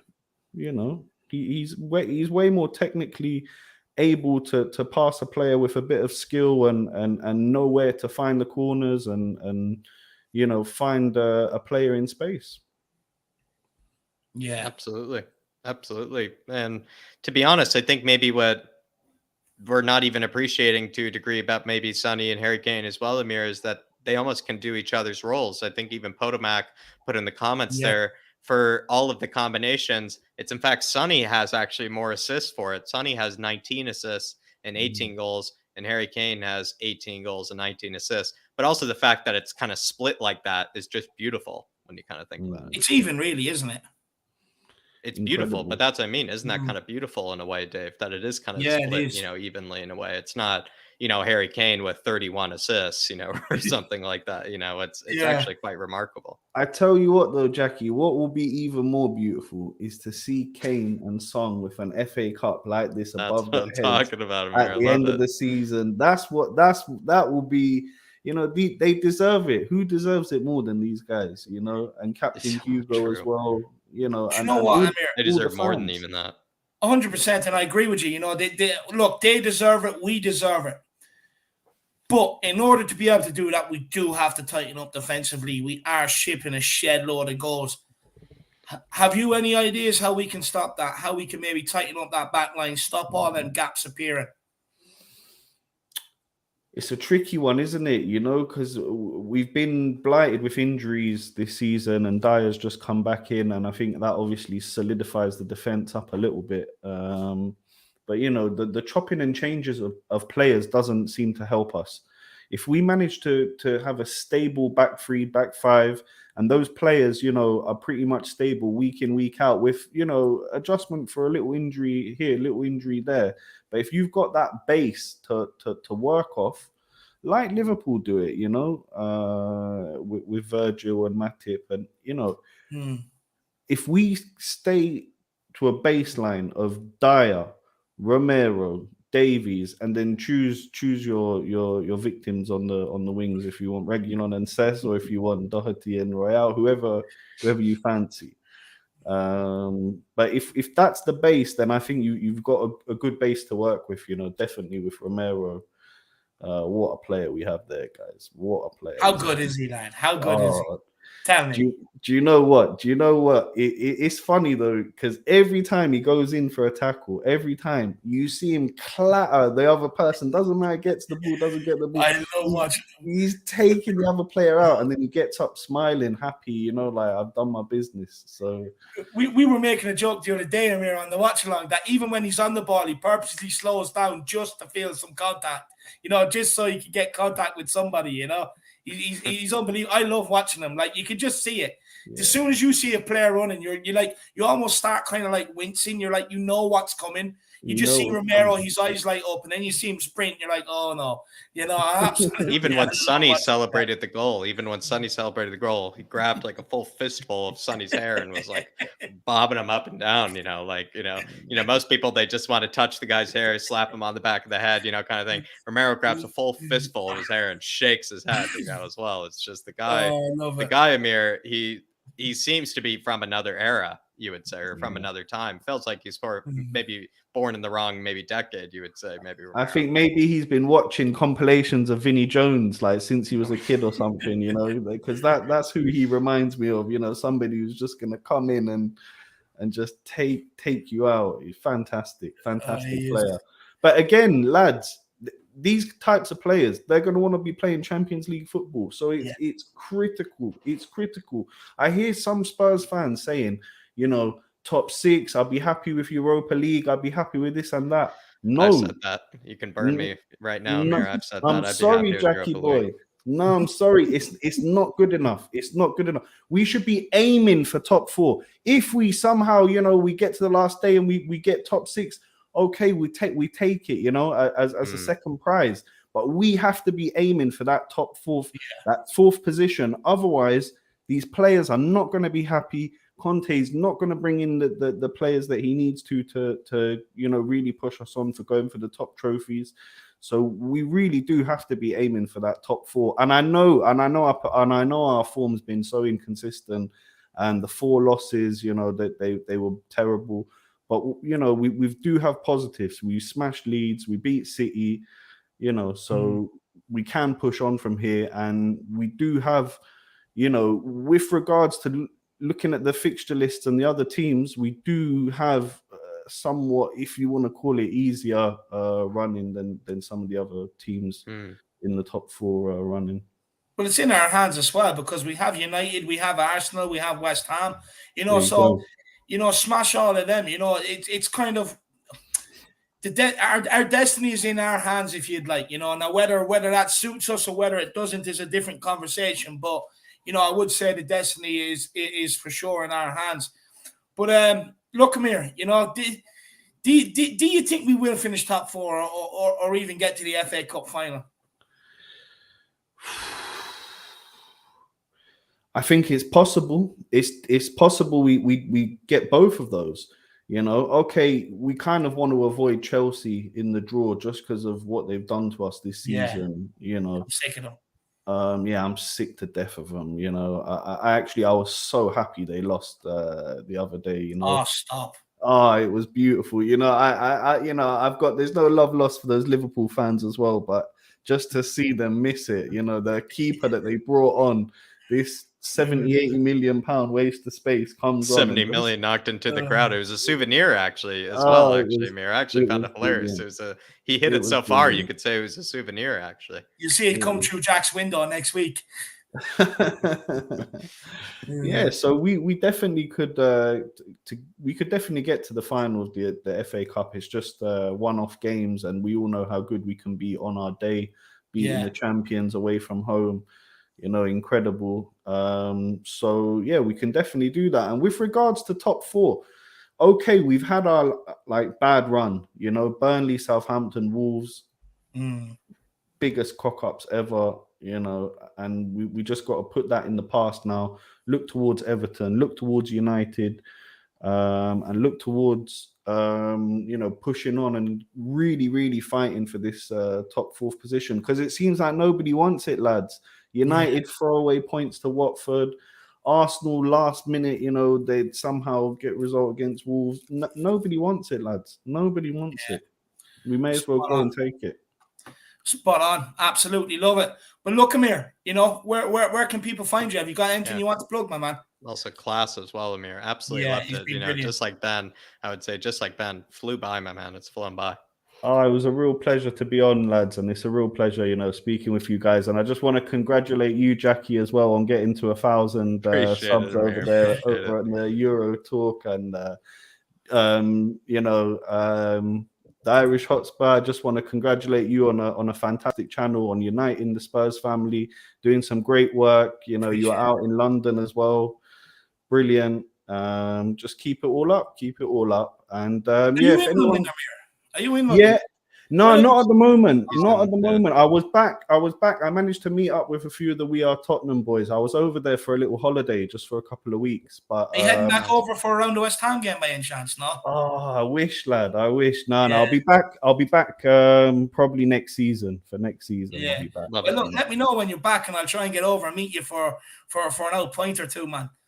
Definitely. But yeah, with regards to where people can catch me, I'm doing a podcast over here in Israel. It's called the Open Peace Podcast.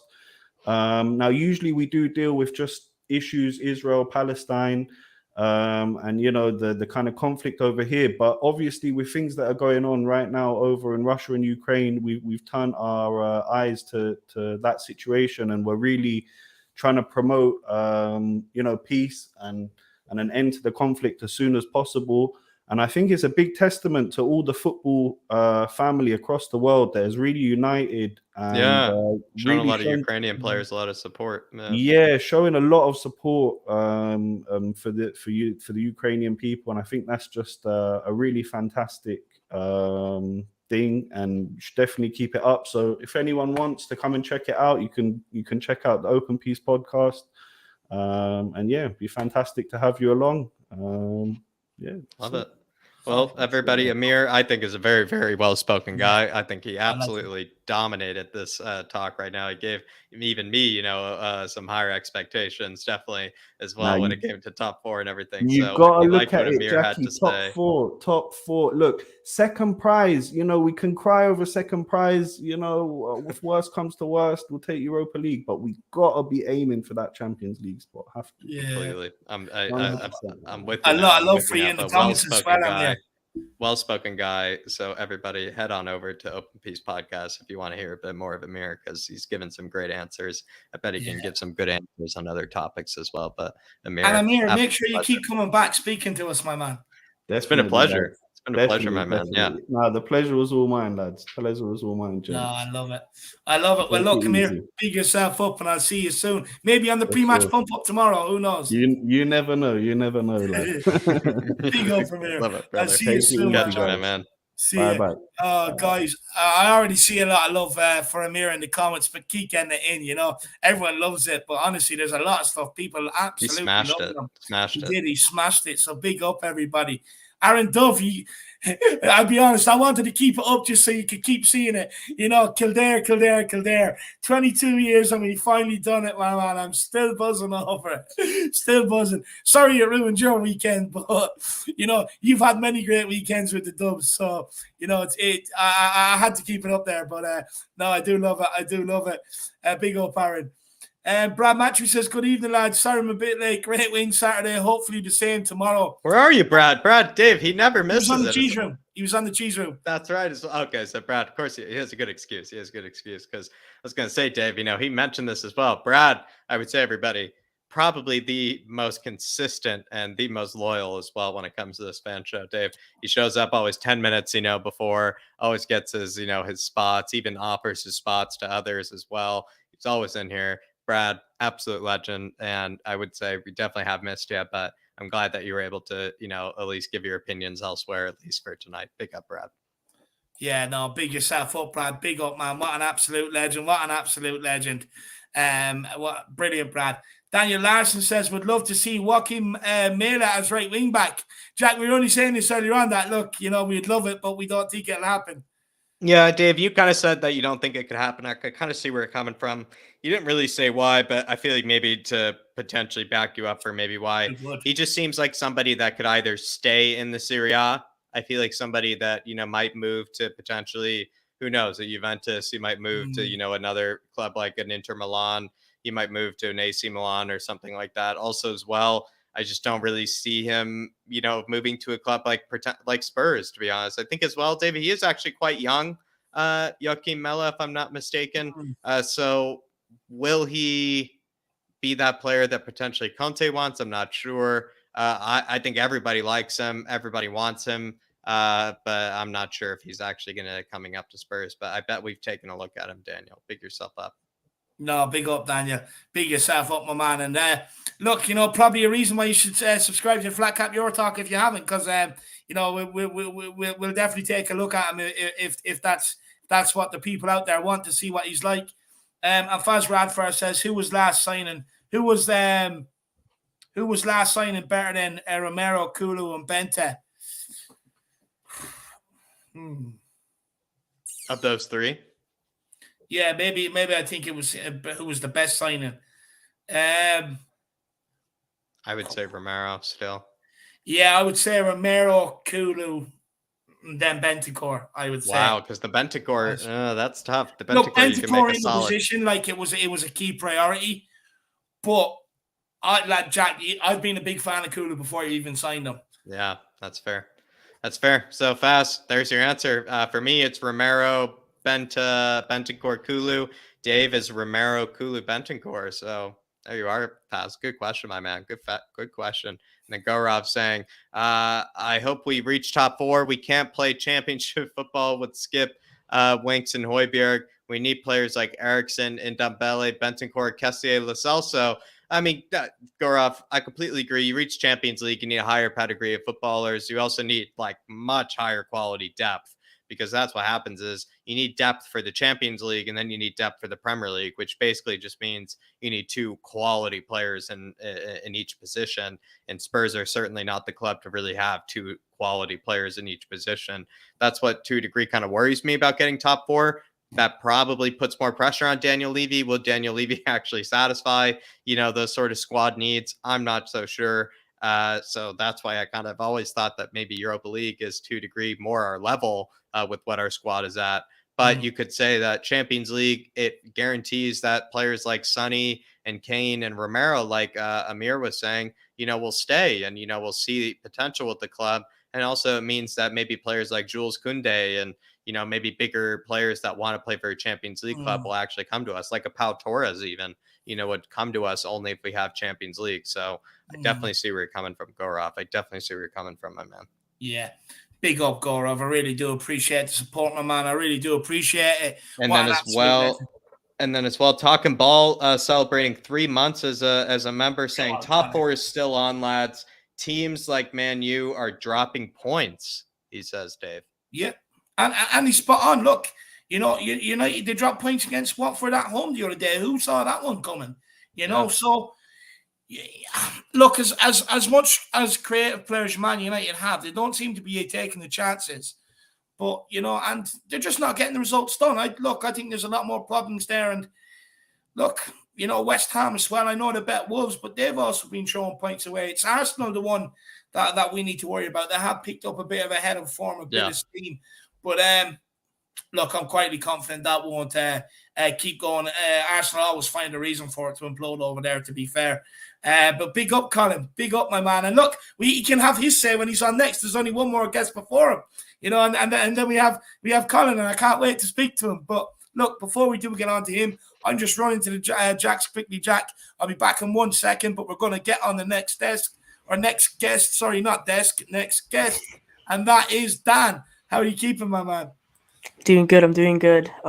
Great performance on the weekend. I'm happy with the signings. And come on, you Spurs. Do you feel like what does it feel like to have both signings maybe hit off so quickly and so well? It seems kind of very anti-Spurs. It feels like something we would never do, to have 2 signings that would start off so quickly. I'm telling you, it's not a coincidence that one of them was under Antonio Conte. And now that Levy's actually backing a manager, it's fantastic to see those players coming in. Bentancur, I do not think he's a flop, like a lot of people are saying. He's not been a flop. He's actually looked really good in games like Brighton, and he's got quality on him. He's got technique. You could see it from a mile away. You could see quality. Wow, the Romero, we always knew he was fantastic. When we signed him, I was so happy. But I mean, I was watching the Juventus documentary the other day, and wow, Kulusevski, he is quality. He is quality. Mm-hmm. I'm so happy we have him, man. I even love the chant that they made for him. It's fantastic. I don't know if you've heard it, Jack, but it's absolutely fantastic. Kulusevski. The give me a ginger from Sweden. Yeah, that one. It's fantastic, and I just love having him at the club. Romero as well, as you were saying, he loves to get stuck in challenges. I told you last time my nickname for Kulusevski is Kulusexy. He's looking more sexy by the week. He's looking more sexy by the week. Certainly that goal was, my man. Certainly that goal was. But what are your thoughts maybe about the fact that he's actually quite different from maybe Bergwijn and Lucas? Like, he doesn't need pace, in order to create or score. Does that kind of make you happy? I think it's fantastic, and especially since he tracks back. That's what I'm so happy. He gives support to the right wing backs, and that's why they've been playing good these last few games under Kulusevski. Yeah, that's another point. Too early to judge Bentancur. Too early to judge even the players that we're saying are fantastic. Romero's been at the club a little bit, but he's had an injury most of the time. So those 3, it's too early to judge them, but it's looking good for most of them. It is yeah. Yeah, but wait. Sorry, what was the question again? No, I was just saying that Kulusevski, I feel like he's able to create, without needing pace, like maybe Bergwijn or Lucas. That's all I was asking. And I think we finally found the winger at the level of Son and Kane. Because when we've had Bergwijn, like let's say when we were charging for the title under Jose Mourinho, for that short period of time during the winter, Bergwijn was a little bit like, okay, we've got Son and Kane, but then we've got Bergwijn on the other side. Lucas Moura is fantastic, but his finishing was questionable. Now we've got a player that's world class alongside two of the players that have the most goal combinations in Premier League history. We've got a side to be worried about. Absolutely. Do you feel like, you know, can Kulusevski be that third goal scorer? Because I think that's what we've been looking for. Because for a long time, it's been Son and Kane with ridiculous numbers. But then there's just this huge drop off to then the third highest goal scorer. Could Kulusevski, you know, let's say next season or something, be that guy with, you know, 10 or 11 goals maybe in the league to help them out? Yeah, I think he's already looking like that type of player. Where he's been compared with Son and Kane for the last few games with goals and assists. I think he's looked very good, and I think yes, he is the player. Obviously, he's on loan. I'm pretty sure there's some Champions League football to do with that loan. But yeah, there is. I think we pay more or we pay sooner, one or the two, or maybe both, if we get Champions League football this season. Yeah, well, I just want to see us sign the lad, for him to have a good career at Tottenham and for him to be clinical in front of goal. And come in, maybe to touch on a player that isn't maybe the most popular in the fan base, but on the pre-match pump up, you predicted he'd have a good game, and you said there's a player in there, and you know Harry Winks delivered with that ball to Session. You know, can he bring more of that? Can he give us more of that going forward? Do you think, Daniel? I think he can, and we've seen it under Antonio Conte more. I know you guys don't really rate him, and I didn't rate him either until that Liverpool game where I saw some quality. Before that, I thought this guy brings nothing. He brings nothing new to the team. He's just an average midfielder. Now I see there's quality in him, and there's a lot of things that he can offer. I'd go. He's Spurs through and through, and after that Liverpool game, I've seen there's a quality player in there, and another player that I told you has a chance of having a good game was Matt Doherty, and I told you, David, I said hopefully he can get a goal or an assist. He got both, so I'm very happy with the two players that did not expect to get in the starting 11, or not starting 11 players, but they had great performances, and that's what mattered. With these players, we've seen that they can maybe come in and have one-off games. Can they now do it consistently? I think that's the next question. You know, that's the biggest question. Can they do it consistently? Do you think they can? Because if you look at Antonio Conte's words on Doherty today, he reckons he can. And another person that said good words on Doherty was actually Harry Kane. He came out and he's very happy for him. He's seen him work on the training ground. He's working so hard, and he's happy for the results that are happening with that hard work. Yeah. So I'm happy for him as well. I thought these games, I think we should have him against Middlesbrough because we're gonna have more possession of the ball most likely, and we need someone who can actually go forward and cross the ball. So do you want us to go full strength tomorrow, Daniel? Yeah, I don't want to see us go with the starting 11 or with the way that we play. No, starting 11. Starting 11, there's a few players that should be on the bench. Let's say, for example, our midfield, we've got no choice. We've got everybody injured there, and we've got to have to play. We don't have really much of a choice. It's gonna have to probably be it's probably gonna have to be Højbjerg and Winks again. But which is not the best midfield when you're gonna have more possession of the ball. But we don't have any options. But I think on the wingers is where we could switch it up. Maybe have Bergwijn playing in for Son. Maybe have Lucas playing in for Kulusevski to give them all a rest. And maybe if we start winning and we start smashing them, then we could bring on a few youngsters. Yeah. Do you know what? It would be nice to maybe see a Dane Scarlett, a Harvey White, or an Alfie Devine get some minutes. And interestingly enough, what Conte said on Dane Scarlett today, I don't know whether you've seen it, but, you know, he was saying that he has been working hard and he deserved them few minutes at the end of the game against Leeds. And he doesn't just hand out presents or gifts. They have to deserve it. And he reckons that Dane Scarlett has. Do you think that maybe we can get the game over and done with early enough that we can get Dane Scarlett on and give him maybe half an hour even, you know, to kind of, you know, you show us what you can do? I hope so. Dane Scarlett's the type of player that I think he could be something special in the future. Conte also said that he was the best player, best prospect from the youth academy as well. Wow. And I'm pretty sure Jose Mourinho said some fantastic quotes on him as well. Yeah. A lot of people love when they've managed how he plays.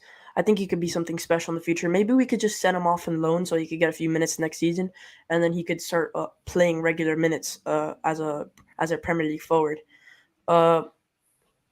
Should we look in for more options, or should we keep Dane Scarlett as our second striker? I think we should get backup striker. I don't think having as good as Dane Scarlett really is for his age, I don't think Dane Scarlett being a second striker to a team that's trying to go for Champions League football is good enough. But he's very quality, and a lot of managers have said fantastic things about him. He looks like he's going to be something great in the future.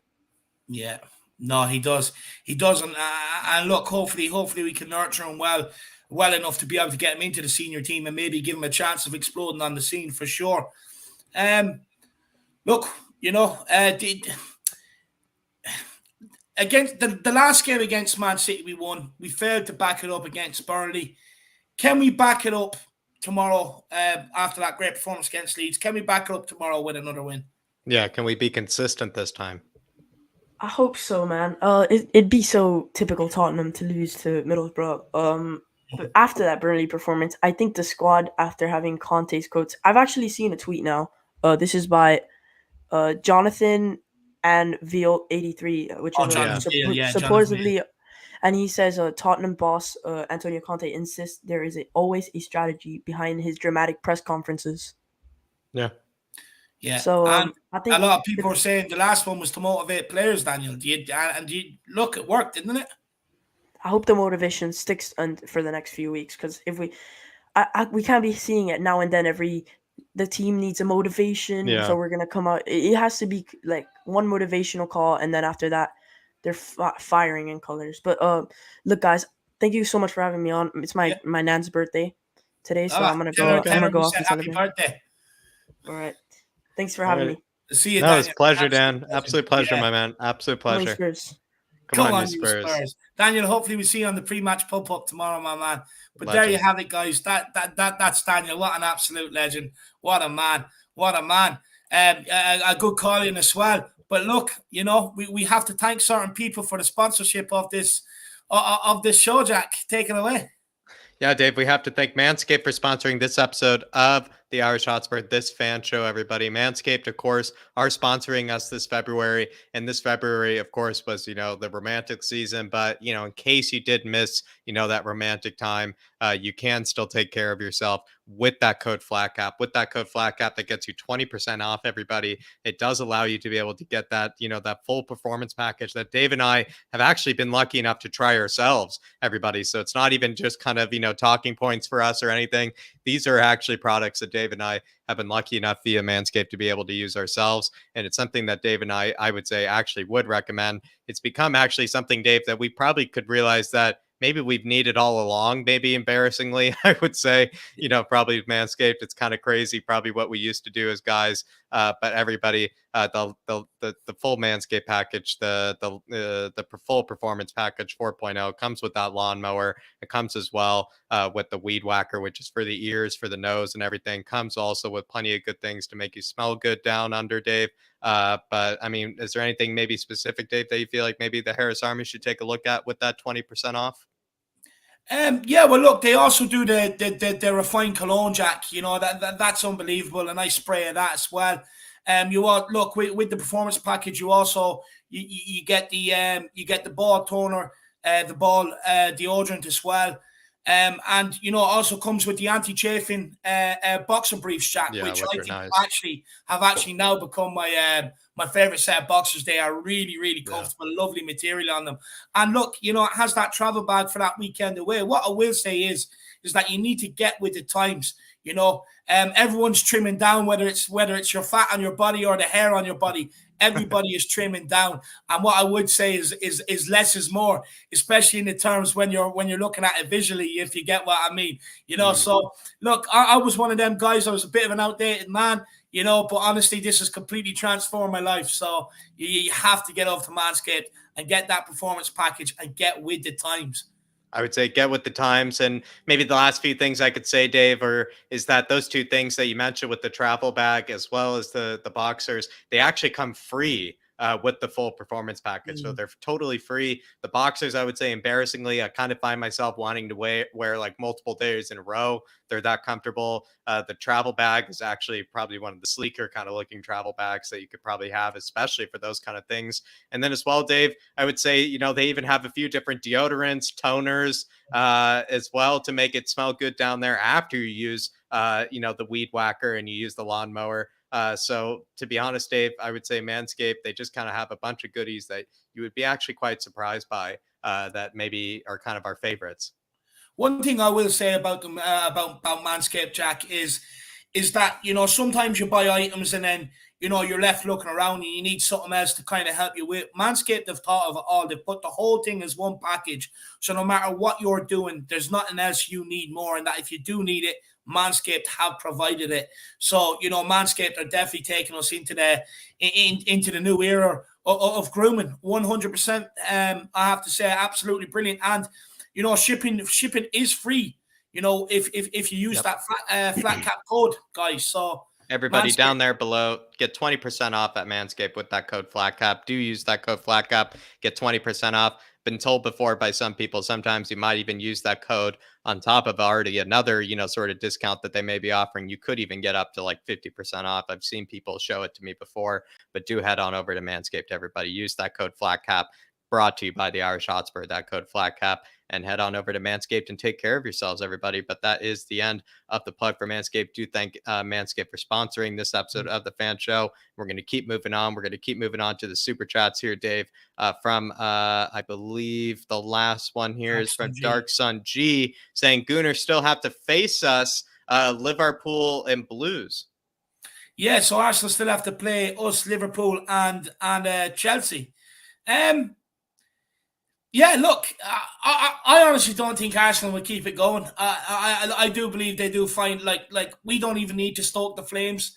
Someone will cause problems in and around that club, and you know they will go on a downward trajectory. And what I will say is, like, as soon as Thomas Partey and Granit Xhaka are in there, it seems to me that they have a competition to see who can get sent off the quickest. So more of that, please, and they definitely won't get top four if that happens. Yep, there you are. And I'd like to see them, you know, be humiliated again by Liverpool, to be honest. Dark Sun G, It was actually quite pleasant. That one time they came in there, you know, all huffing and puffing, and they just got absolutely smacked. But Faz Radfar saying, name our last better signing than Romero, Kulu, and Bentancur. Sorry about that, Faz. That's on me. Sorry about that, Faz. Dembele. Last better signing. Better than those three. Better than those three. That's what's tough. Was there any Steve Hitchen signing that was better than those three? No, I wouldn't say so, to be honest with you. I think what are the best ones? Like Reguilon, Højbjerg, Lucas Moura. Højbjerg, and you could probably say Llorente, maybe. That's so no, there's crazy. no better Steve Hitchen signing anyway. Probably I would say Dembele, Wanyama, Modric. Yeah. Yeah, that's kind of crazy to think about, Faz. Maybe that puts a bit of the Paratici, you know, debate, you know, away probably, Faz, with that when you kind of think about it. Those three players are better signings than what we could even think of in the last 6 or 7 or 8 years. That says a lot, Faz. That certainly says a lot. The man is cooking. Just let him cook, Faz. Just let him cook. Lazy 8 saying, mad question here, lads. How much do you think it would take to get Kelleher off them Scousers? Pure fantasy question. I'd much rather have Bazunu, to be honest, Dave. I'll be honest with you. Yeah, looking at with Ireland, Bazunu is our first choice ahead of Kelleher. Look, Kelleher, to be fair to the guy, right, from what I've seen of him play with Liverpool, and you know, being at a club like Liverpool, playing in like some massive Champions League games like he has. You know, he is playing some cup finals and he's doing very well for himself. He's making a good name. He was actually an outfield player to like under 13s. But look, Kelleher is a steady, reliable goalkeeper. I will give him that. A very steady, reliable goalkeeper. But Bazunu is the one we want, Nick. If you're talking about a modern day goalkeeper similar to maybe an Ederson, yeah, he is. You've got to go Bazunu. This guy's kicking ability is insane. He's playing out from the back is insane for his young age. This is a guy that moved over from Shamrock Rovers, League of Ireland, at 16 years of age into the Man City Academy. He's been training with Ederson. He's had a good upbringing there. He's at Portsmouth right now, and he's doing well. But trust me, from what I've seen of this guy in an Ireland jersey, this is the future of goalkeeping. And he will be one of the best 5 goalkeepers in the world. He's unbelievable at shot stopping. He's unbelievable with the ball at his feet and can play us out of trouble, no problem. And ping passes like Ederson all day long. He is quality, Nick. That is Gavin Bazunu. Check him out. I absolutely love him. I think he's going to be one of the next best goalkeepers in the world, to be honest. He's like the Irish Neuer, I would say, Lazier. He's like the Irish Neuer, the way that he plays, or the Irish Ederson. But I see where you're coming from with Kelleher. But for Kelleher, to answer the question, how much would he probably cost to actually get him away? Liverpool ain't selling him. I don't think they're selling him, but maybe right now, this moment in time, what would they take? I think they would take 15 to 20 million. I think they would just be like, whatever, we'll just take it. I think they would take 15 to 20. I don't know, I don't know, because for me, for Liverpool, there's probably no better number 2 out there right now than a Queven Kelleher for his age and stuff like that. So I don't think they will sell him. I don't think they have any intention, because I know Jurgen Klopp really, really likes the kid as well, and but look, if he was to go, I reckon probably 25 to 30 million. I don't think Liverpool will sell him on the cheap, knowing how good he can be, Ireland are actually in a very good position goalkeeping wise with these 2 guys for the future, which is actually absolutely insane, to be honest with you. But look, let's keep moving on. We've actually got 3 guests left. We've got Colin from Talk and Ball. We've got Dermot from Tottenham Tantrum Goal, and then we have Brad Matthews. So look, let's get on the next guest, and he's a guy I've actually been wanting to speak to for a while. So let's have him on, and it's Colin from Talk and Ball. Hey, Colin. Hey, how's it going, fellas? Sorry about the long wait. It looks at times it's been even longer, But look, it's good to have you on. How are you keeping? Oh, I'm doing good. I had a little injury the other day, and broke my collarbone. It was a combination of things. I skateboard a lot and I fall a lot. And then Saturday, I was moving some furniture and tripped and fell, and I caught myself, and I instantly knew something was wrong. And hospital trip, tore all the tendons. Gonna have surgery, man. But it's all good. Feeling mine right now, just in case something making happens, sure it's good. They do feel good. They do feel good. But hey, let me say, it is an man. honor. It is an honor to be on the show with you guys. So thank you very much for having me. It's a pleasure to have you. It's a pleasure to have you. Everybody has made the time fly, Colin, and I'm sure you will as well, because I will say, I'm actually quite surprised it's 2 hours 15 in, because Colin's always good energy. He's always smiling. I like that. Yeah, it's good energy so far. It's been an absolute blast. I mean, Spurs are giving us a lot to smile about right now. So is there something that's like on your mind, like, do you just want to tear into right away, or do you want us to get you started? I mean, you guys get me started. What are you guys what are you guys thinking about? What do you guys got on your minds right now? Well, everybody's obsessed with Kulusevski, right now. I mean, as a fellow ginger, I can't help but love the guy. Representing well. He's representing well. Do you feel like what do you make of the fact that everybody was so skeptical of the signing, and now all of a sudden he's just hit it off so quickly? Well, it goes to show that you can't really judge a player that's only under a certain under a certain manager. Like, everyone was quick to judge him, but he just wasn't favored by the manager at Juve. Yeah. He and it shows that a change of pace, a change of scenery can really affect a player. And I think for sure that that's what we're seeing here. Conte is obviously a factor. Players want to play for him. They want to impress him. They want to be. He commands respect, and players want to give it to him. And it's nice. And people were talking about his pace and talking the lack thereof. I like that he's a little bumbly and this is going to sound, the person who told me this is actually my mom. She's in the room, but she was talking about how he reminds her a bit of Kane in the way that he moves, and the fact that he doesn't rely on speed. The fact that he can, use his body a little bit. He can kind of shield the ball a bit. And he does, though, have that little bit of pace to get himself like a yard or two to get a pass off, to get a shot off. So while he's not, the quickest, he does have that little bit of pace, and he uses it to his advantage. He's a very, very, very intelligent player. So do you know what, Colin? Harry Kane was a little bumbly as well, Dave. Like when he would, first came onto the scene as well. They always say your mother knows best. And one thing that you said there, and I've thought about is the way he uses his body to shield the ball. It is unbelievable to have that sort of quality at his age, you know. And he had never played in the Premier League. I mean, it's a physical league, David. You know what I mean? Like it's much more physical than in Italy, and he's handled it with aplomb, man. Do you think if maybe further down the line that Kane goes out injured, could Kulu be the right man to maybe put up there? I definitely think that it could work. At least as good as Bergwijn. You know how Conte had said that he had kind of seen Bergwijn as maybe a replacement for Kane at times, or you know, like a sub, I guess you could say. But yeah, Kulu I think would maybe fit that position better. We'll have to wait and see. I mean, I thought he did good in the 10 when he played in the 10. He's just such a versatile player. He even played as wing back for a while. I mean, it's a treat to have a player like this in our squad, especially one so young. He can grow with us. He can, you know, Son's not getting any younger. Kane's not getting any younger. And so the goals are going to have to come from somewhere.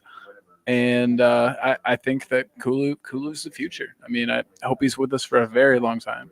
And look, Kane and Son have been looking for that partner, maybe, you know, that's someone that can join them in on the right-hand side and go from a tag team to a trio, you know.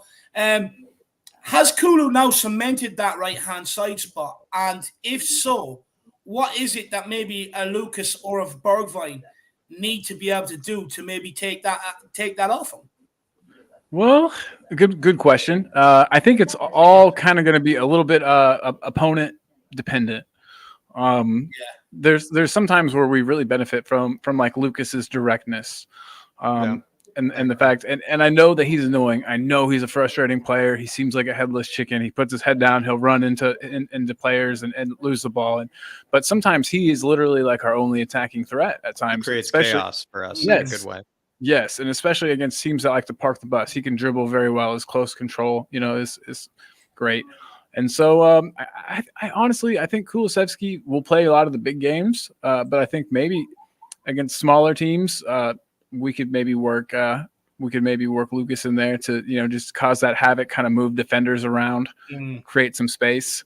But yeah, Kulu can do that with his passing too. He's shown he's got a great passing range. So I think as Spurs fans, we're in a good spot right now. I know that we're not particularly deep as a squad, but the players that we do have now are all, you know, I think we've trimmed a lot of the fat. We've got some options off the bench now. Once everyone's healthy, of course. But it's not too bad of a time to be a Spurs fan, and I cannot wait to see what happens in the summer. I mean, is it a squad you think is slowly starting to take shape under the guidance of Paratici? I do, and I know that everyone went kind of crazy with the whole Don thing, but you know the thing is, I don't think a lot of people understand that that's kind of like a joke. Like he's an Italian guy, a Don. Like I think people were taking that way too seriously, and they were like, "How is he a Don? He has a very offensive word for people calling it. Seems like, you know, they take it very seriously, that word. Yeah, I don't know why. Just chill out, everybody. We're having fun. But no, Paratici has done great, and I like the fact that they have all these contacts in Italy. We would have never been after these players, I don't think, without Conte and without Paratici. You know what I mean? Though, like it just seems like we're shopping from a completely different store, and I like it. Love that. Completely agree. Yeah, and so bring on some more Juve rejects, as they call them, because they seem shopping's been a lot nicer. They walk right into our team, so we'll take them. And they've done well. Do you know what? Absolutely. I love that, Colin. I love that. You gave me a good chuckle, to be fair. How far do you think we are off from really having a good season next season in terms of this transfer window? It's another great question. This is all assuming Kane stays. Okay. And assuming Kane stays, we're gonna need a backup striker, I think. I mean, even if they're not world class. Even if we have Kulu and he can play there.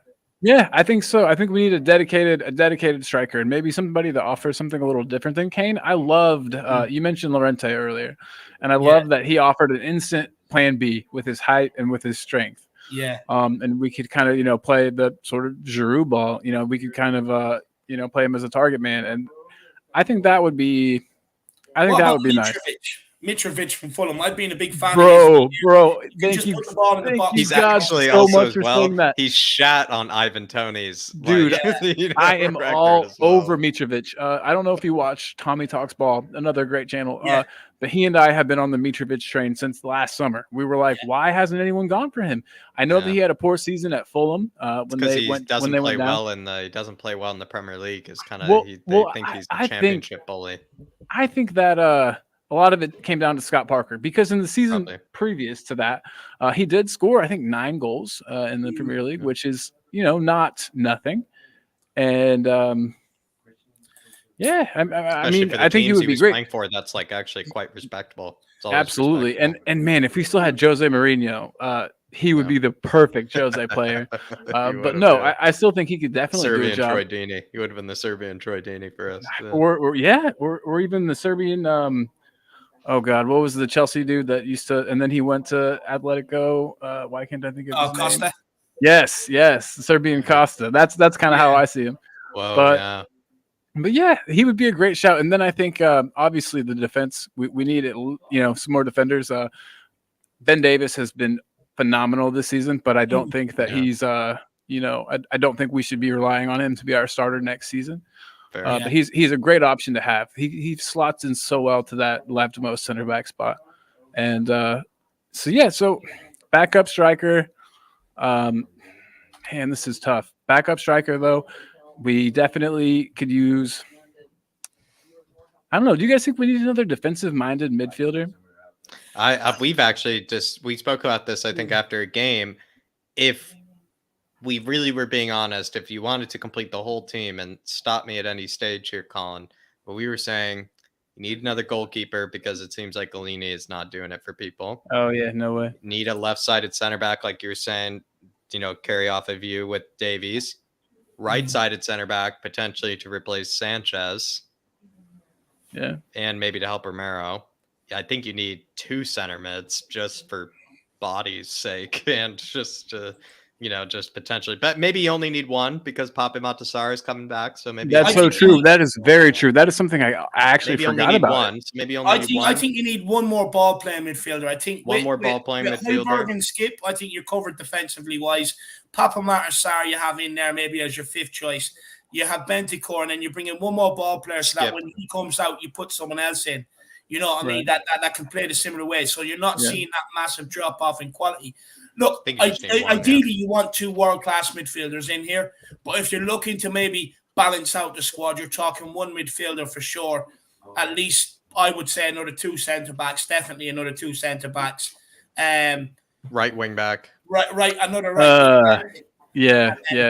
You're right. The way you make it sound is not quite as positive as I was looking at it. I think it is quite positive, despite everything we're saying right now, to be honest, Colin, because the way I look at it, when we've said this before, we look at the first team. When the first team is fully fit, it is a team that is capable of actually beating absolutely. But if we have to put more than, let's say, 3 of our second string players, then it all gets undone. It all falls apart, and that's a problem. So we. Do you think we could get rid of maybe 3 players that we would be putting in this, and we would be putting in those situations? Oh, so you think maybe instead of a Winks coming on, next season, it might be someone else, might be someone a bit better. Maybe next season, instead of a Doherty, coming on, it might be, who knows, like a Mela or someone like that. I mean, definitely. I think, but I've been so impressed with Doherty, and I know that we were just playing Leeds. I know Leeds leave so much room in behind, which is why I was excited for the match. But he really looks like he's getting some confidence, and we know from his Wolves days that he can play in the Premier League. He can score goals. He can set goals up. So I mean, if he can get a run of form, and I know Aaron is here, and he's and you too, Dave. But it's you guys want him to succeed. You have to. I mean, Argentina.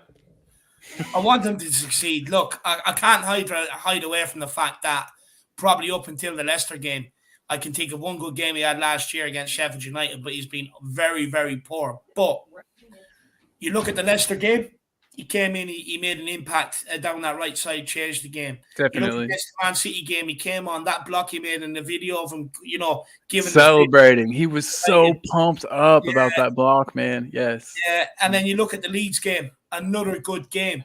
And it's kind of like maybe we are starting to see maybe Doherty feels settled, and you might be. He's had so many different managers. Probably been asked to do so many, slightly different things. It has to be tough on a player, I think. But what I will say is, though, he's been very poor for Ireland. He's had one good game against Portugal, against Cristiano Ronaldo. But he has been poor for Ireland. So for me, I think personally, he's playing for his Spurs career between now and the end of the season, and hopefully he gets that, and we get to see the very best from him.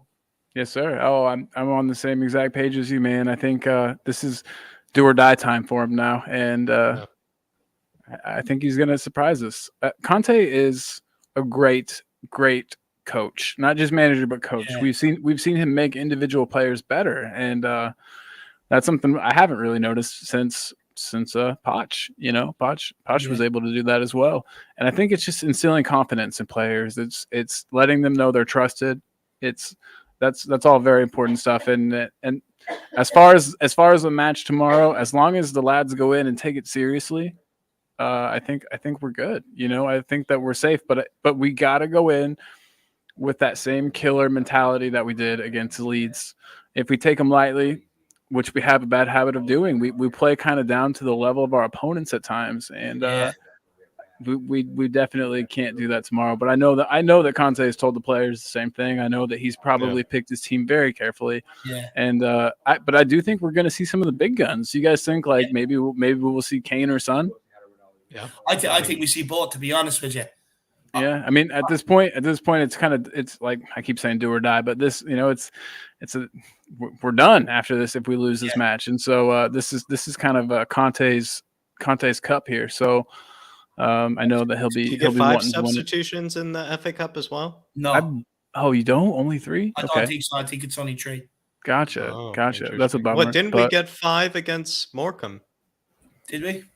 I see. I'm confused. With all the rule changes all the time and everything, and COVID. Maybe we only had 3. Maybe we only had 3, but I haven't researched that. I'll go and do that after. Perhaps perhaps starting with the stronger lineup, Colin, like everybody wants, you at least guarantee that if you do seal the game soon, you then can take them off. They feel rested. They feel like they did their job, and then players can come on for them, knowing that the game isn't, really in balance or anything. Yeah, we probably should leave a strong defense, we should probably start like our first team defense, and then sub off some attackers. That's what I would do if I was, That's smart.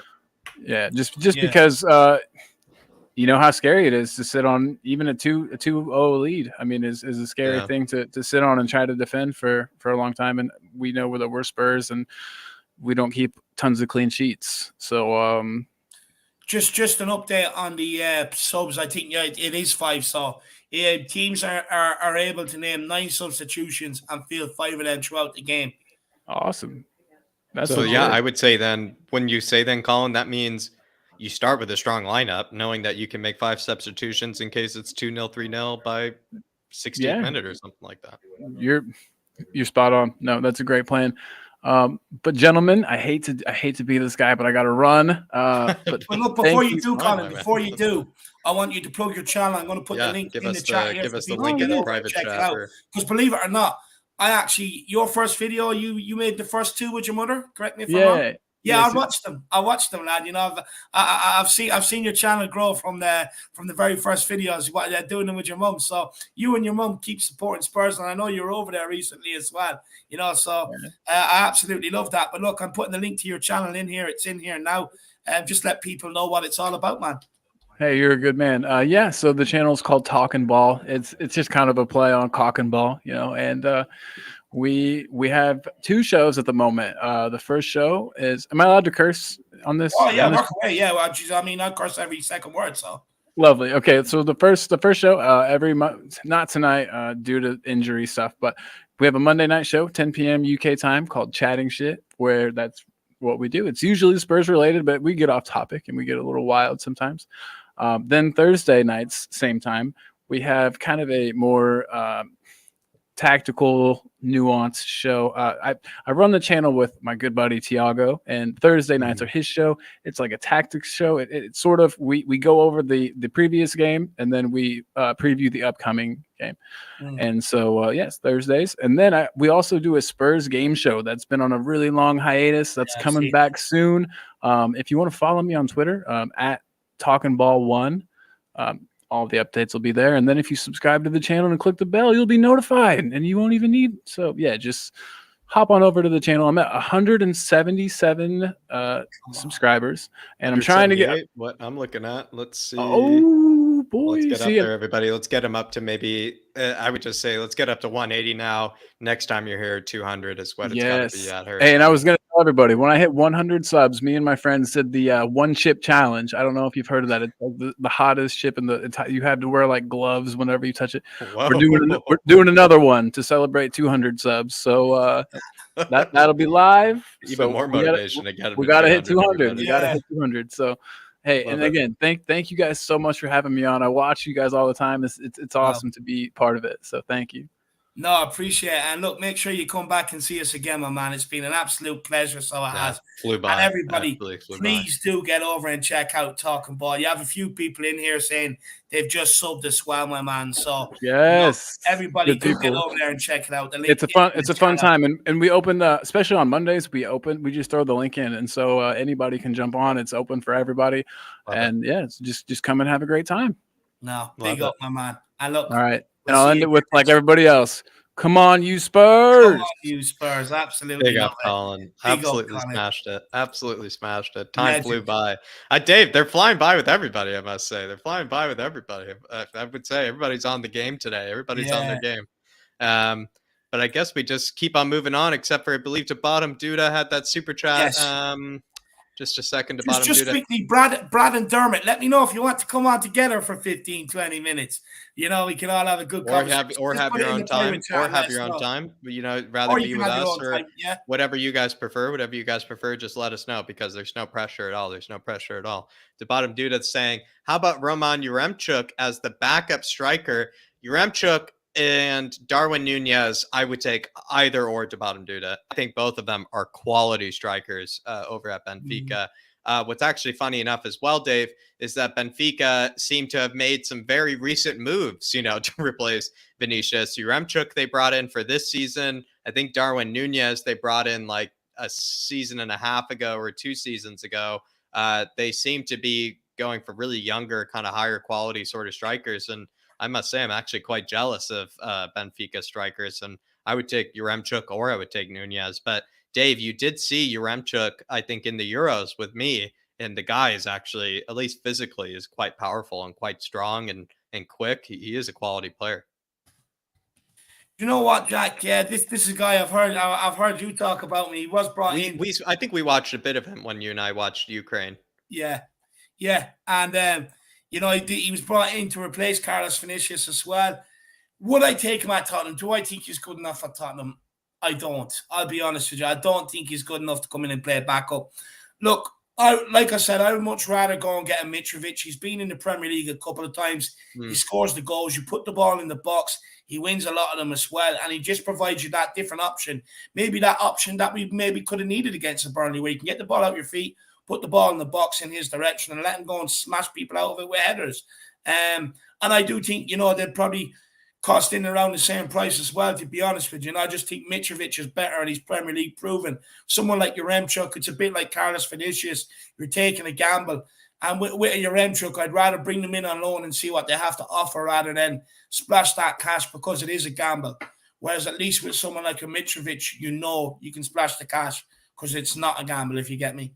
Yeah, I do know what you're saying. Man, to be fair, I can't really argue with that, especially Dave. Everybody was freaking out about Ivan Toney's, goal scoring record, last season in the championship. I mean, Mitrovic is absolutely going to plunder that, it's going to knock it out of the park. And Mitrovic is someone that's been on everyone's radar, which, maybe says a lot about how that record maybe for Ivan Toney wasn't as great as maybe what people kind of made it out to be, because Mitrovic is absolutely going to destroy it.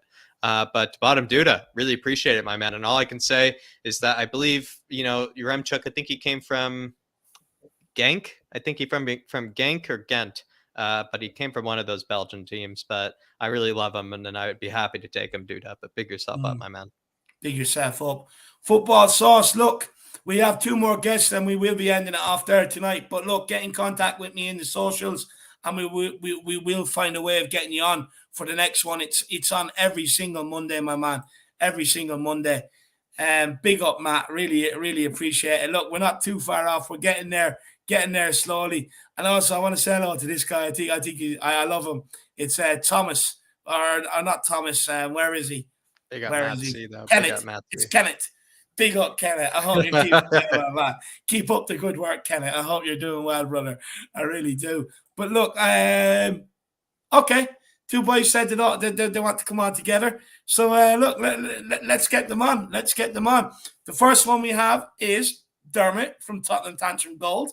Absolute legend. He needs no introduction. He's well able to speak for himself, my man. And then we have Brad Matthews, fresh off the Cheese Room podcast. Hello guys. Hello, Dermot. Hi, Brad. How are you guys? Good. On with legends. I'm on with 3 legends. What more could you wish for on a Monday night? So am I. So look, guys, maybe we'll kick it off. The hot topic seems to be tonight is Kulusevski. So let's kick it off with a bit of Kulu before we touch on how magnificent Kane and Son are and what makes them special. But with Kulu, he really has come in and added to their game. And what I do like, even against Leeds, you could see Harry Kane was screaming for it, and he just ignored him and went for the shot into the beating the keeper, which I love that sort of confidence. And we'll start with Dermot, and then we'll hand it over to you, Brad. Dermot, what does he bring that Lucas and Bergwijn are not bringing, that he's nailed down that right spot so quickly since he's first come in? I think consistency, energy. He's not afraid.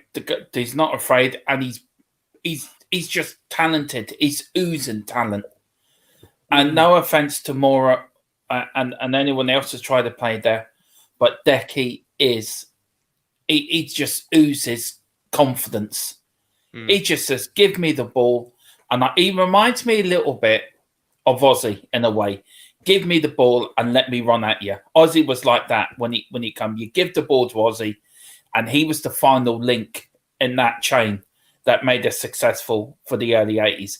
And I think Decky's the same. He's in that sort of player. He's the final link, I think, to make us successful and win the FA Cup this year. Because the FA Cup is coming back to Tottenham this year.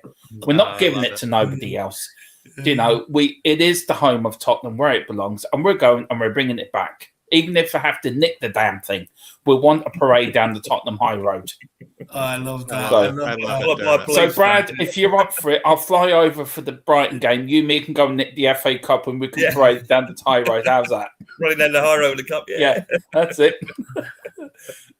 I agree with what Dermot said. I think he seems to have fit in seamlessly, really. I mean, the first couple of games, you know, you could tell he was sort of finding his way, but when he started, he's just like he's been playing all season with Kane and Son. And I think that 3 seems to fit together really, really well. And he's physical for the Premiership, which is good. Yeah.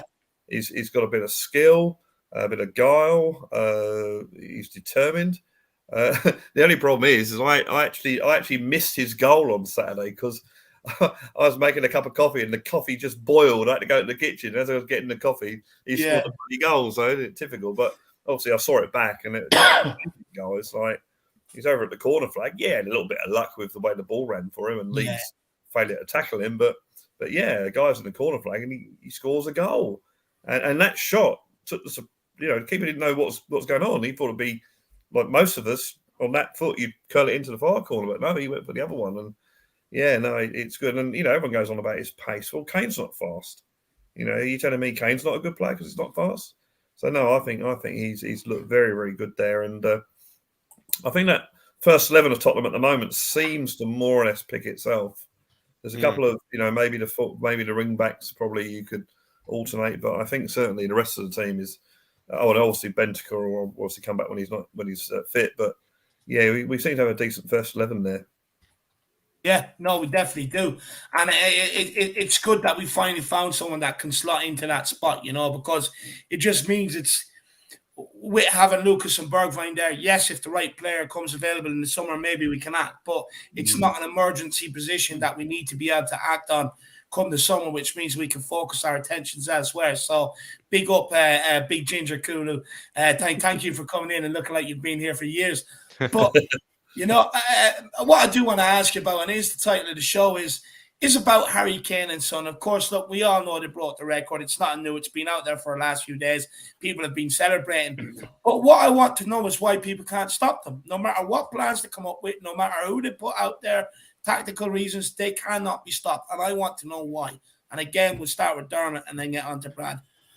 I just think they're on a different planet. Kane is on a different level to Just anyone unplayable. else. Just unplayable. I mean, it's a bit like Kepa last night. I mean, I'm just back from the moon getting Kepa's ball. So I want to give it to him myself. You know, there's his ball. But I just had to get that in. It's the most funniest thing I've ever saw yesterday. He did all these, you know, going up to Liverpool players, all this, and then he scuffs the last shot. Dermot, we thought the ball boys last year had it bad with, you know, Dyer knocking it into the Thames. I feel bad for the ball boys, you know, with Kepa after that one. Yeah, but Harry Kane is that pass he made for Son's goal was something out of Glenn Hoddle's top drawer. Yeah. He's our You Kevin would have De Bruyne. thought no, not even that, Jack. It was out of Glenn Hoddle's top ball. Jack, how dare you underrate him? How dare you? That's fair. That's fair. Kevin De Bruyne will not be fit to lace Glenn Hoddle's boots. I'm sorry. Love it. That's sorry, Jack. I love it.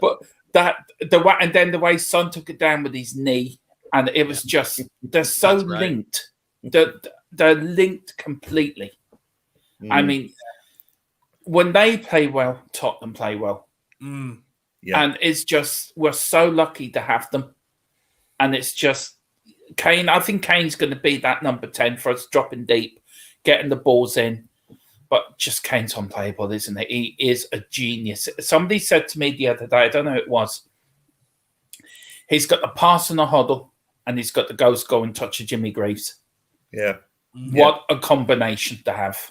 I mean, I was saying tonight, I don't know if anyone, you might have already seen this photograph that's gone on the social media streams. Mm-hmm. Kane and Son about to their thrones. Yeah. Vacated by Lampard and Drogba. I mean, but what do you make of this then, Brad? I've asked this before. The fact that they've broken it now with maybe this much time, what do you make it? So let's say they do stay together for quite a long time. They stay together for plenty more seasons. What does that say then? Because then the record could be finishing at 50 odd something. And would that mean then that the record is basically unbreakable? Well, I mean, because it would mean you would have to play together for years and years and years in order to break that record. Yeah, they've been doing it since Tottenham. The Tottenham website have put on, or YouTube channel have put on all of their goals, all 30 since like 2016. Yeah, and 2016. Well, I was actually at that game the very first time they did it. So if you look at that period, 5-6 year period to do that, and they've done say 40 goals. So say 10, 20. Yeah, so they could be well up to the 50 or 60. By the time, if you say they play another 2 seasons at Tottenham, especially if they haven't been on form this season. They both sort of had dips at certain times, but now they're back on form. They obviously know each other's game so well. You know, Sonny knows that when Kane gets the ball in that position, just run and they'll find him. You know, he probably didn't even have to look; just the ball came over. And that I was just saying on the cheese room tonight. That pass, as you watch it, it gets better and better and better. You know, and it's like, wow.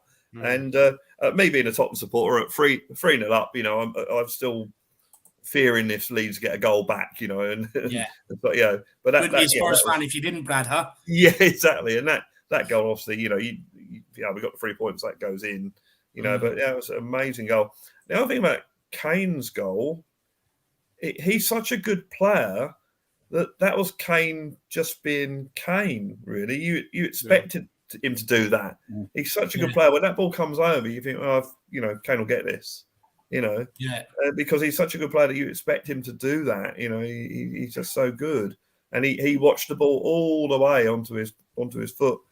Total technique, absolutely brilliant. Well, I don't like to bring this up, Brett, but maybe perhaps when Kane went through that, you know, that little patch, perhaps that reminded us now, like what maybe we were taking for granted, the whole time, with what he is capable of. And maybe that was the whole reason, to a degree, why David has kept the patience, because we all know what he is capable of.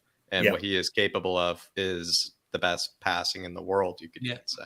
Let's not underestimate what Kane has gone through since the end of last season. Yeah. He's gone through the European Championships with England, where he's England captain. He's got to a final and lost. He's had all the speculation about a transfer deal. He probably wasn't lost happy. the Carabao Cup final as well with no Jose. Lost the Carabao Cup final, so that goes back to April. He's done that. He's had a situation where Spurs have been complete bollocks over managers and sacking managers. He sacked one manager, he got on well with Mourinho, sacked him. Then they brought in Nuno, which he clearly didn't work with him. And now Conte's come in, which he obviously loves playing for Conte, as most of them seem to do anyway. And it's taken him a while to get over that little patch. So, he's only human at the end of the day. So we seem to underestimate. We seem to think that these players are robots. But, he's never going to lose that talent. But all players will have a dip in form, which he has. And now he's back. And, you can, if we can, consistency is the key with Tottenham Hotspur. If we can be consistent and the team can play consistent, Kane and Son, if they stay fit, that could be devastating. They're coming on form at the right time if we want to make a run for top four. Now, I'm not saying that we're going to make the top four. I'm not saying, we suddenly turn the corner, because we've turned the corner in the last, the Leicester game, we turned the corner. Man City, we turned the corner. And now Leeds, we've turned the corner. So who knows? But if we can be consistent, and these two guys are getting their game to go together, along with a player that can play with them, Kulusevski.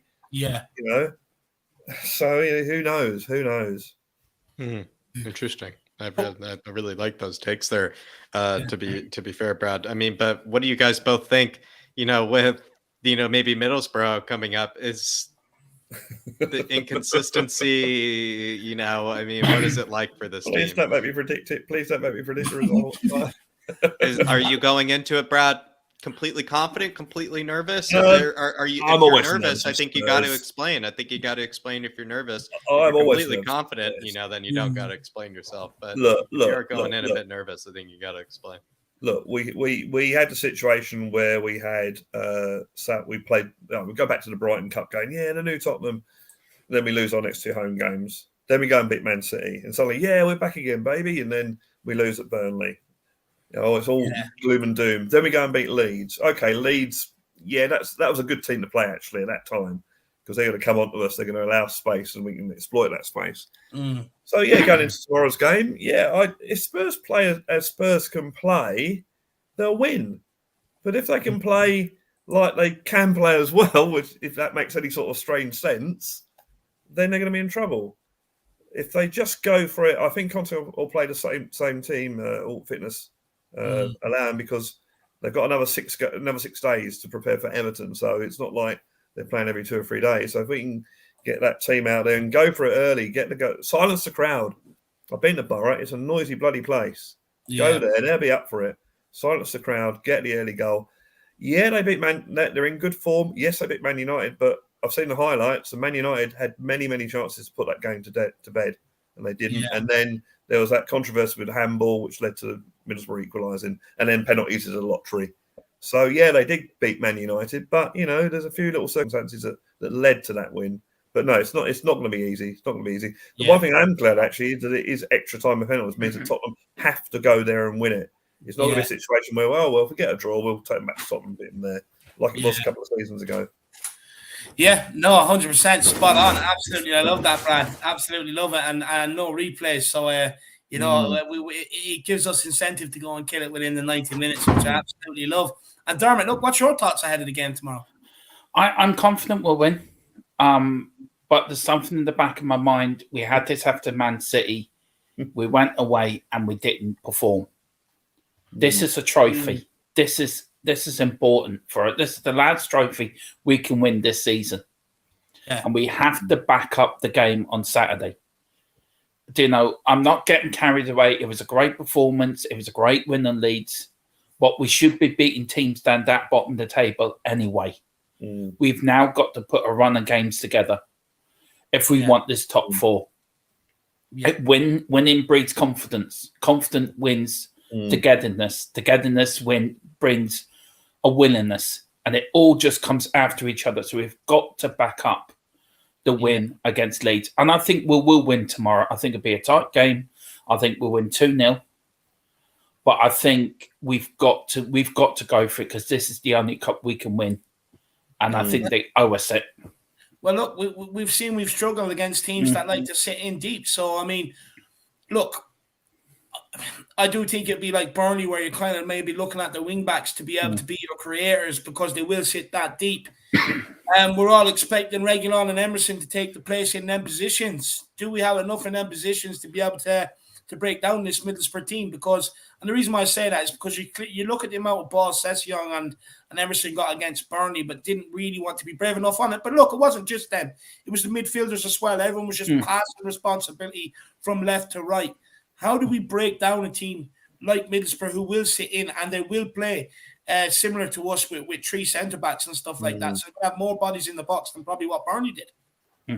I wouldn't play Emerson. I would actually stick with the same team that started on Saturday. I think Doherty, he played brilliant. Absolutely brilliant. Took his goal brilliantly. I mean, that was like when he played against Ireland, when he played against Portugal. He had that one good game, and now he's produced it for us. Now he needs to, again, play him in the run of games and play him. I mean, if he couldn't make it back, Decky was back defending, and that was the most important thing. They were working together. So why would you bring somebody? Emerson and Decky don't work together. Doherty and Decky do. Yeah, so I would keep. Sorry, Brad, go on.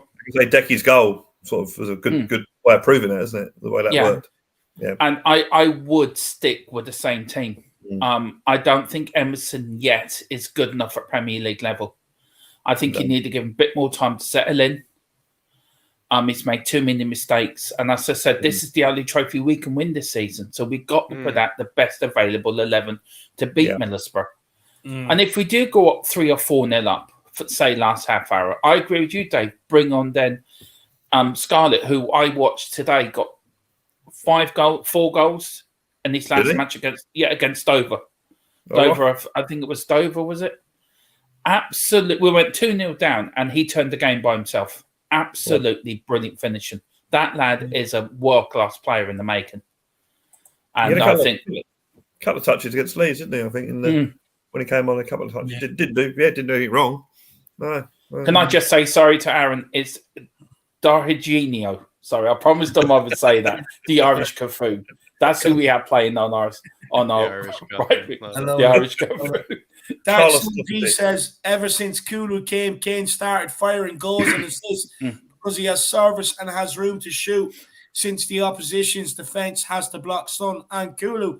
Look, Dark Sunji, honestly, this must be the Harris Bible, verse 316, because this is what I was saying all along about Harry Kane, Yes, you can look at the man, he should be scoring goals, but when you're not getting any shots on target, you're not really creating any shots.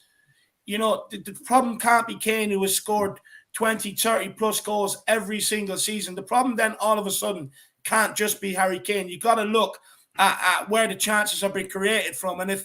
And when it's only Cunning's Son and Kane, it's very easy to split up. Well, we say very easy, but it's not, because they have the record. But it's easier to split up and devise a plan for them. Like we've seen under Mourinho, teams were just pressing the living shit out the left-hand side of our attack, taking the ball off us, swamping it, and breaking on us. And, with Kulu now, they can't really do that. They have to spread out their whole defence across the whole pitch, because Kulu is just as much of a threat. Well, not just as much. Obviously, Son is better, but he's providing a goal-scoring and an assisting threat from that side. And like Sonny, he's cutting in onto his good foot.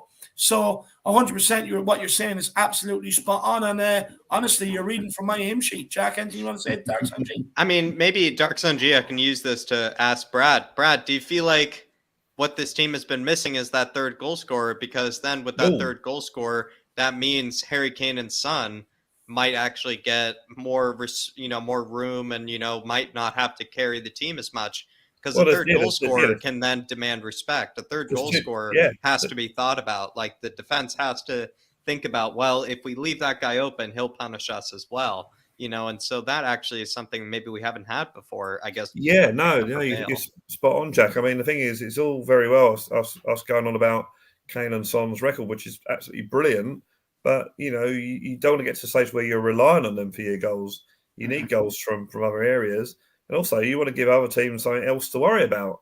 Now a team will say, "Well, Mark, Sane, and Con, that's it, game over." But now could have Shaker still keep calling him that.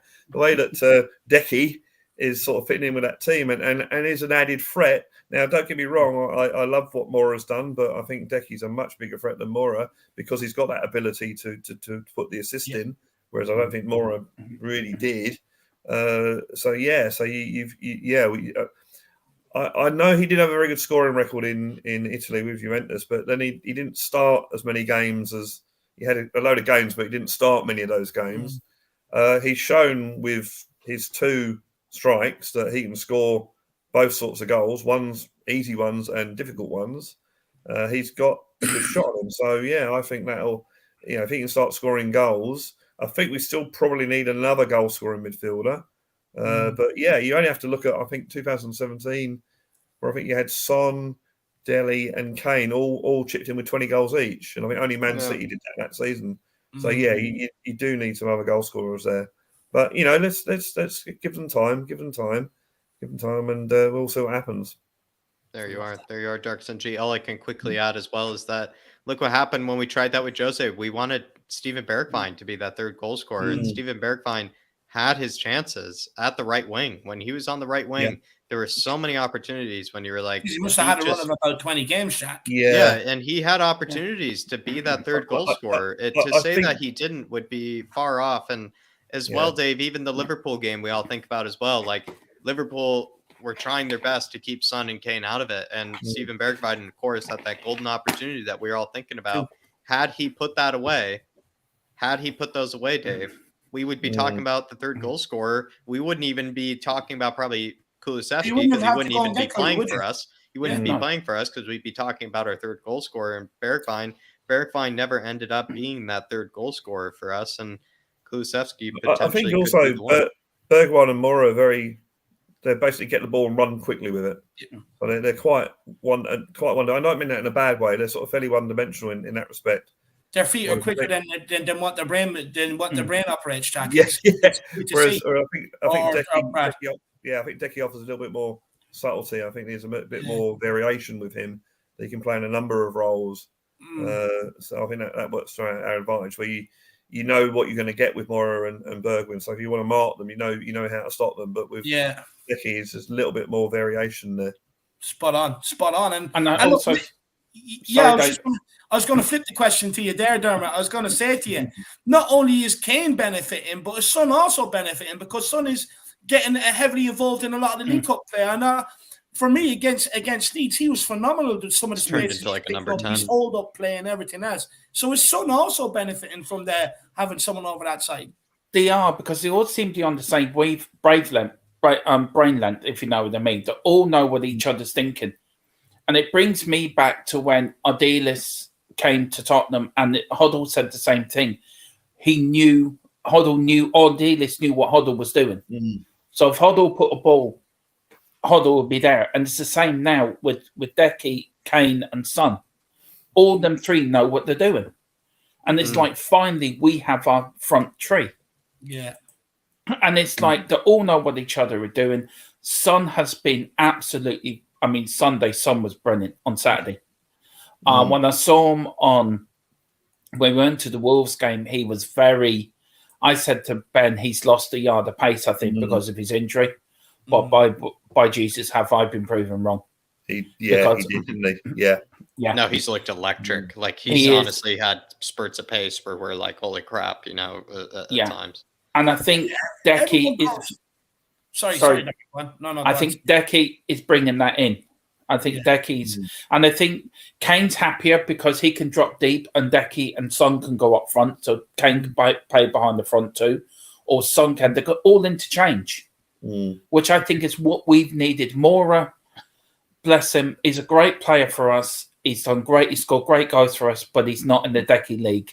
Yeah. And I think he'd be a great squad player. And I think... Gill as well when he comes back off loan. I think he would then benefit of Decky and Bentancur in midfield. Holbeck, he will see a different Tottenham, and he'll see him go up to another level.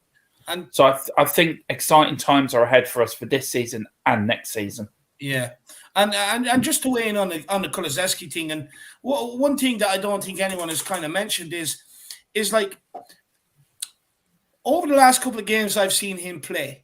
You look at Ben Davies and the couple of switches of plays he's put out to Kulusevski, you know, and it's been a bit of a repeated theme where they're switching the ball out to Kulusevski, who is in a hell of a lot of space. But the reason why they're doing it and the reason why they know they can do it is because the guy's touch is so good that he can actually take it out the air, rather than if that was Lucas or Bergwijn, you wouldn't really see that because they know they don't have that ability to be able to control it, but they know Kulu do.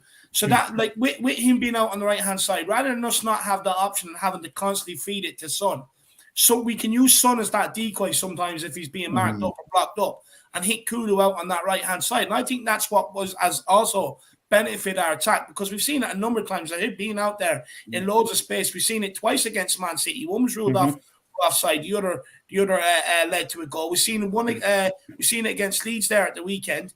You know what I mean, as well. And so I think that's another huge plus that Kulusevski brings, because knowing that someone can control that ball, you're more likely to make that switch of play than what you would if Lucas was there. And also with the win on Saturday, we can't fall into the same trap from falling like we did against Burnley.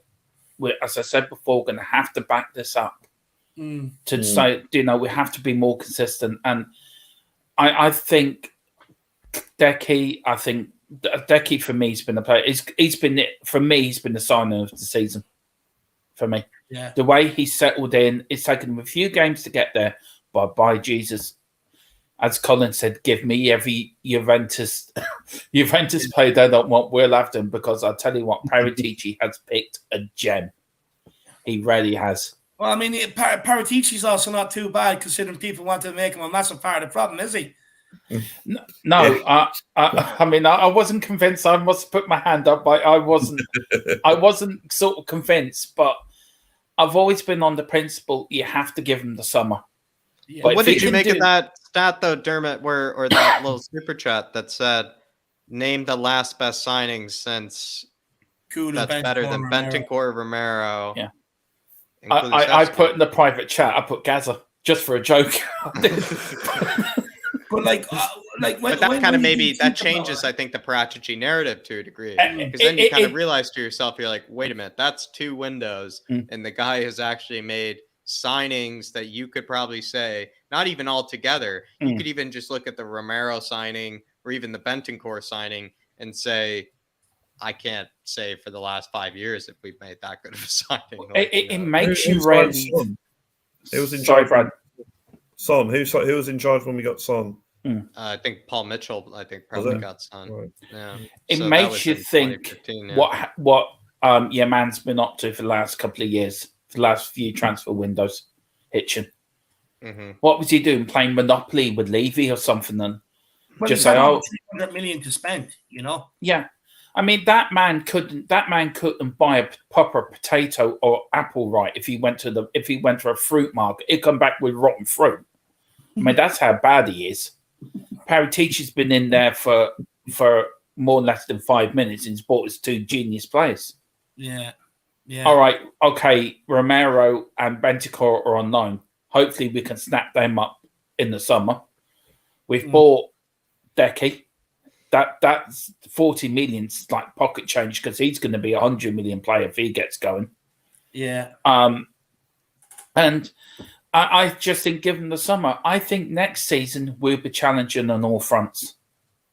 And a lot of people are going to be surprised when they see Tottenham Hotspur rising from the Phoenix, because we will be rising. It will depend on a few things. Obviously, the transfer window, and I think that will depend on where we finish this season. Again, I don't want to say that we're going to finish top 4, but top 4 will mean that we should be able to attract better players than if we're not in the top 4. I'm not saying we won't attract decent players, but I think it might speed up our progress if we make the top 4, rather than that, you know, if we don't make top four, it just slows it down. But I think Conte's saying the right things. And as he said, you know, when he had that outburst, I mean, the press tried to make a big thing out of it. I wasn't worried that he was going to leave. And he was just saying what the fans were saying. You know, I mean, I said it after Burnley, get rid of them. The players aren't good enough. You know, and he was saying what we were saying. And he's obviously had these chats with Daniel Levy. Surely Daniel Levy must know that we've got to spend money in the summer. He must know that. He must know how important this summer is.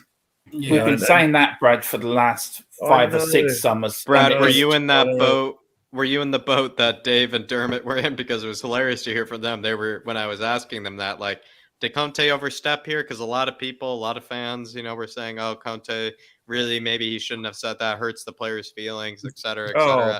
And these two were saying, like, "I wish he said more." Were you in that camp, Brad? Like, they were saying, listen, they wanted you know him what? to say Listen, more. you know what? Listen, you know what I thought when I went to bed on Wednesday night. Now, I after the game finished, I switched my phone off. I switched, turned to see, I watched a bit of music or whatever.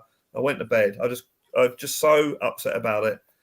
And I imagined myself in the crowd having a go at the Tottenham players saying, "You've ruined my life. You go back to your bloody nice training ground, your nice houses. I'll go back to my, you know, job and blah, blah, blah. You know, I believed in you. You've ruined it." And it was just on that passion that you have. That's all Conte is. Conte is a passionate man. He's a fan. You know, that's why he got booked on Saturday, because he was having a go at a foul. You know, and it might have been a situation where I've been at a game. Oh, look at that! That's the most filthy foul I've ever seen. And then you watch on Match of the Day. Well, actually, it wasn't that bad. Yeah, because it's the moment. It's the moment. And he was just, you know, he normally comes out late for a press conference. And maybe they got him early when he hadn't calmed down, and he was just saying what I was saying.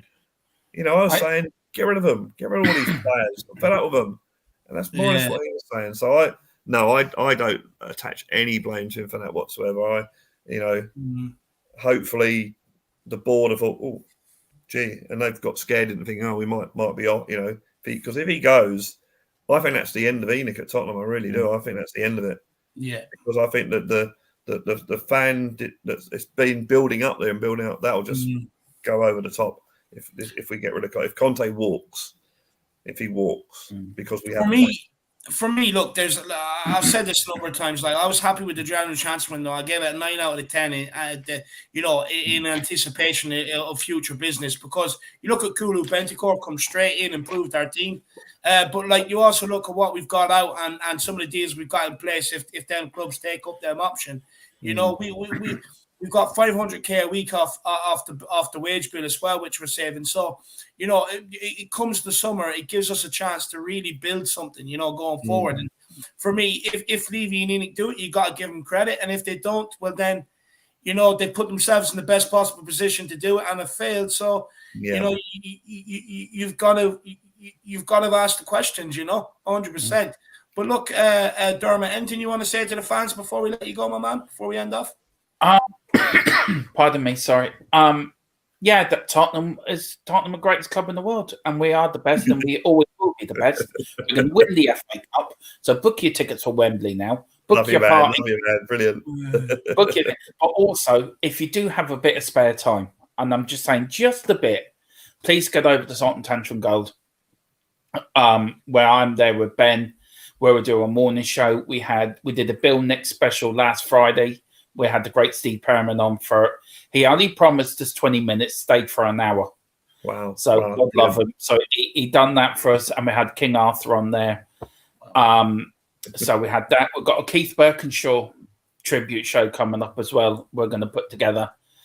And me and Ben have got a few ideas we're knocking about with, but we're on Tottenham Tantrum Gold every morning, 11:30 from the coffee shop, and we're doing a post-match Spurs show tomorrow night after the Tottenham game, and we're on 375 when I come on. We're trying to get to 400 before St. Patrick's Day. Let's do it and start, so I can have a pint of Guinness to celebrate us reaching 400. And I love it. Put a like for these lads for their channel, get them up to their 6K, and please keep Jack over 1,000, because both their channels are absolutely brilliant. I wouldn't be here if it wasn't for these two lads. They're the mothership for TTG. So please show your love to these two guys. And if you've got a bit left, get over to TTG and give us a sub. Well, appreciate that. Everybody, do check out Tottenham Tantrum Gold. It's a great channel. You know, it's Dermot, it's Ben, it's Coover, it's Phil. You know, people that we're all very fond of here. So please do get over and check it out. Absolutely 4 brilliant men over there. Running the channel. So please do check it out and check out his latest stream. By the way, I'm going to put it on when I'm playing a bit of FIFA. So I will have a good listen to it. But how are you getting on with the FIFA, Dave? You're improving your Jedi skills. Oh, lad, honestly, no one wants to play me anymore. I've gone that good. It's ridiculous. So it is. Oh. Look, I'm like Conte winner at all costs. But look, no. Brad, anything you want to say to the fans before we let you off? Apart from backing up what Dermot's just said, yeah, get over to his channel. I've been on it a couple of times. It's good fun. It's good fun. I just hope I've heard that the impression I get from what Conte has said in his press conferences is that I think he's told the board that we need to plan for next season now. Yeah, it's going to help that we get as high as we can and win a cup. Of course it will. But I think he said we've got to plan for now, get in there early, get the players in early, get them in there before pre-season, get them in there for the tour. So when the season starts, we've got a team that they want, that they've worked with, that are ready to go from day one. And then, who knows what might happen. As I say, the players we get won't be as good as the players we will get if we make top 4. But if we don't, I think it's just going to delay it slightly and then see what we can do next season. We're not that far away from being, I know I keep saying it every bloody season, but we're not that far away from being a decent team. And as I will say, Pochettino in his first season, 5th, just. So, who knows what might happen. But get over to Dermot's channel, get over to Jack's channel, and obviously watch this channel. So yes, click like and subscribe. Hit the notification bell and all that sort of stuff. Appreciate it, my man. And look, Brains, my man, next time, when are you going to come on again? Brains. When are you going to come on again, Brains? Big yourself up, my man. It's good to see you in. But look, lastly, but not least, sometimes they say you save the best to last. I think it is. I can safely say that in this occasion. Dark Sung G, but I was also going to say the flat cap talk too. But we'll take Dark Sung G here first. He says, summer transfers out, priority in my opinion. 1 is Winks, 2 is Sanchez, 3 is the gang on loan, 4 is rolling loan or sell. I would sell him, to be honest with you. And I agree with you with them players. Look, I would even say Doherty, to be honest with you. I know he's had a couple of good games over the last couple of weeks, but is that really enough since he's been here? Look, I know people are praising him going forward against Leicester and against Leeds at the weekend. You also can't forget all them other awful displays that he's put in trying to get forward. So for me, I would still put him on that list until he shows me more or shows me otherwise, to be honest with you. Yeah. Summer transfers in priority, 1 centre-back, 2 centre midfielders, a striker, a left wing-back, a right wing-back, and a left winger, Sunday rotation. Look, for me, I would actually do 2 centre-backs, Dark Sun G, 1 left-sided centre-back and another right-footed centre-back that can come in there. I would definitely want 1 centre midfielder, at least. If you could get a second one, fine, I'd love that. But 1 world-class ball-playing midfielder that you can rotate with Bentancur, because defensively you already have Skip and you have Højbjerg and you have Papamata Sarr coming back this summer as well, who a lot of people rate highly. So you probably get away with buying 1 good ball-playing midfielder, a backup striker / winger rotation for Son. For me, you can actually do both because Kulusevski can't play up there. So if Kane comes out, you could definitely put Kulusevski up there. And like so many people mentioned, there is similarities to the way he holds up the ball like Harry Kane. He doesn't have a lot of pace, but plays well just like Harry Kane, creates space for himself, just like Harry Kane, can hold people off, just like Harry Kane can. So, if we can't get it, I wouldn't panic. Now, it would be nice to get a different striker option, but if you can't get it, I wouldn't panic. But what you could do is maybe kill the 2 birds with 1 stone. Buy someone like Sonny that can play up front and the left wing. You could get the 2 of them in 1, to be honest with you. That'd be lovely. And definitely a right wing back. Left back, I think we're okay next season with Reguilon and Sessegnon. I wouldn't be in a rush to maybe change that, but definitely right back, I would like somebody else in here alongside Emerson, in my opinion. Dark Sun G, but big yourself up, my man, and I really appreciate the support, brother. But Jack, where can people find you?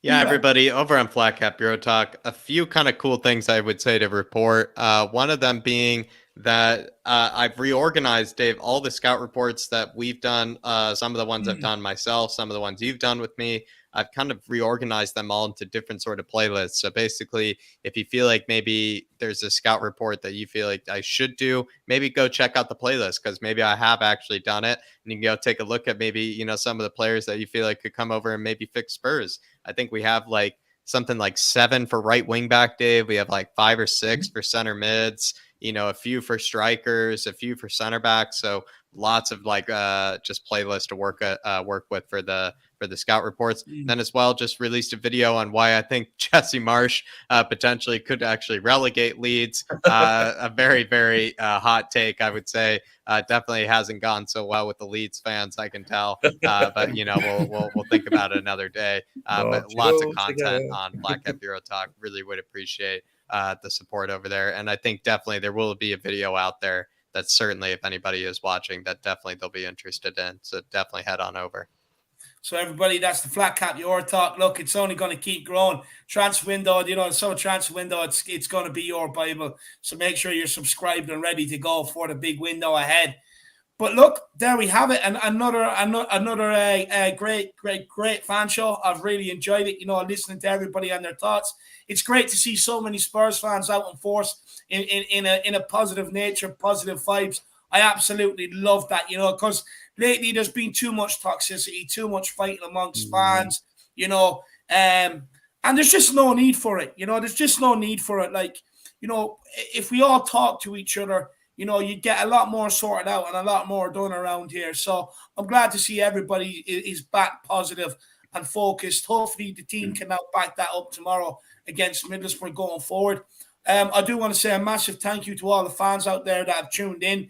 Absolutely incredible. Like I keep saying, you know, you're the lifeblood of all these channels. Without you, these channels are absolutely nothing. So a massive thank you to every single one of you out there who has tuned in, who does smash that like button, smash the subscribe buttons, share it on all the social medias, and help the channel, help support the channel financially. You have no idea how much it keeps me and Jack going, how much it keeps us putting all the time and effort into our content. And believe me, from the end of this season to next season, we have a lot of things already in place for the summer that we already know what we want to do all summer long in terms of transfers and stuff like that, but also stuff that we want to be able to put in place over the summer when we have the time for next season to make this channel a better viewing experience for every single one of you out there. So, you know, it's a massive, massive help, and hopefully you can just keep seeing that, you know, it keeps getting better and better and better. I want to say a massive thank you to all the guests that have come on today. Again, these fan shows and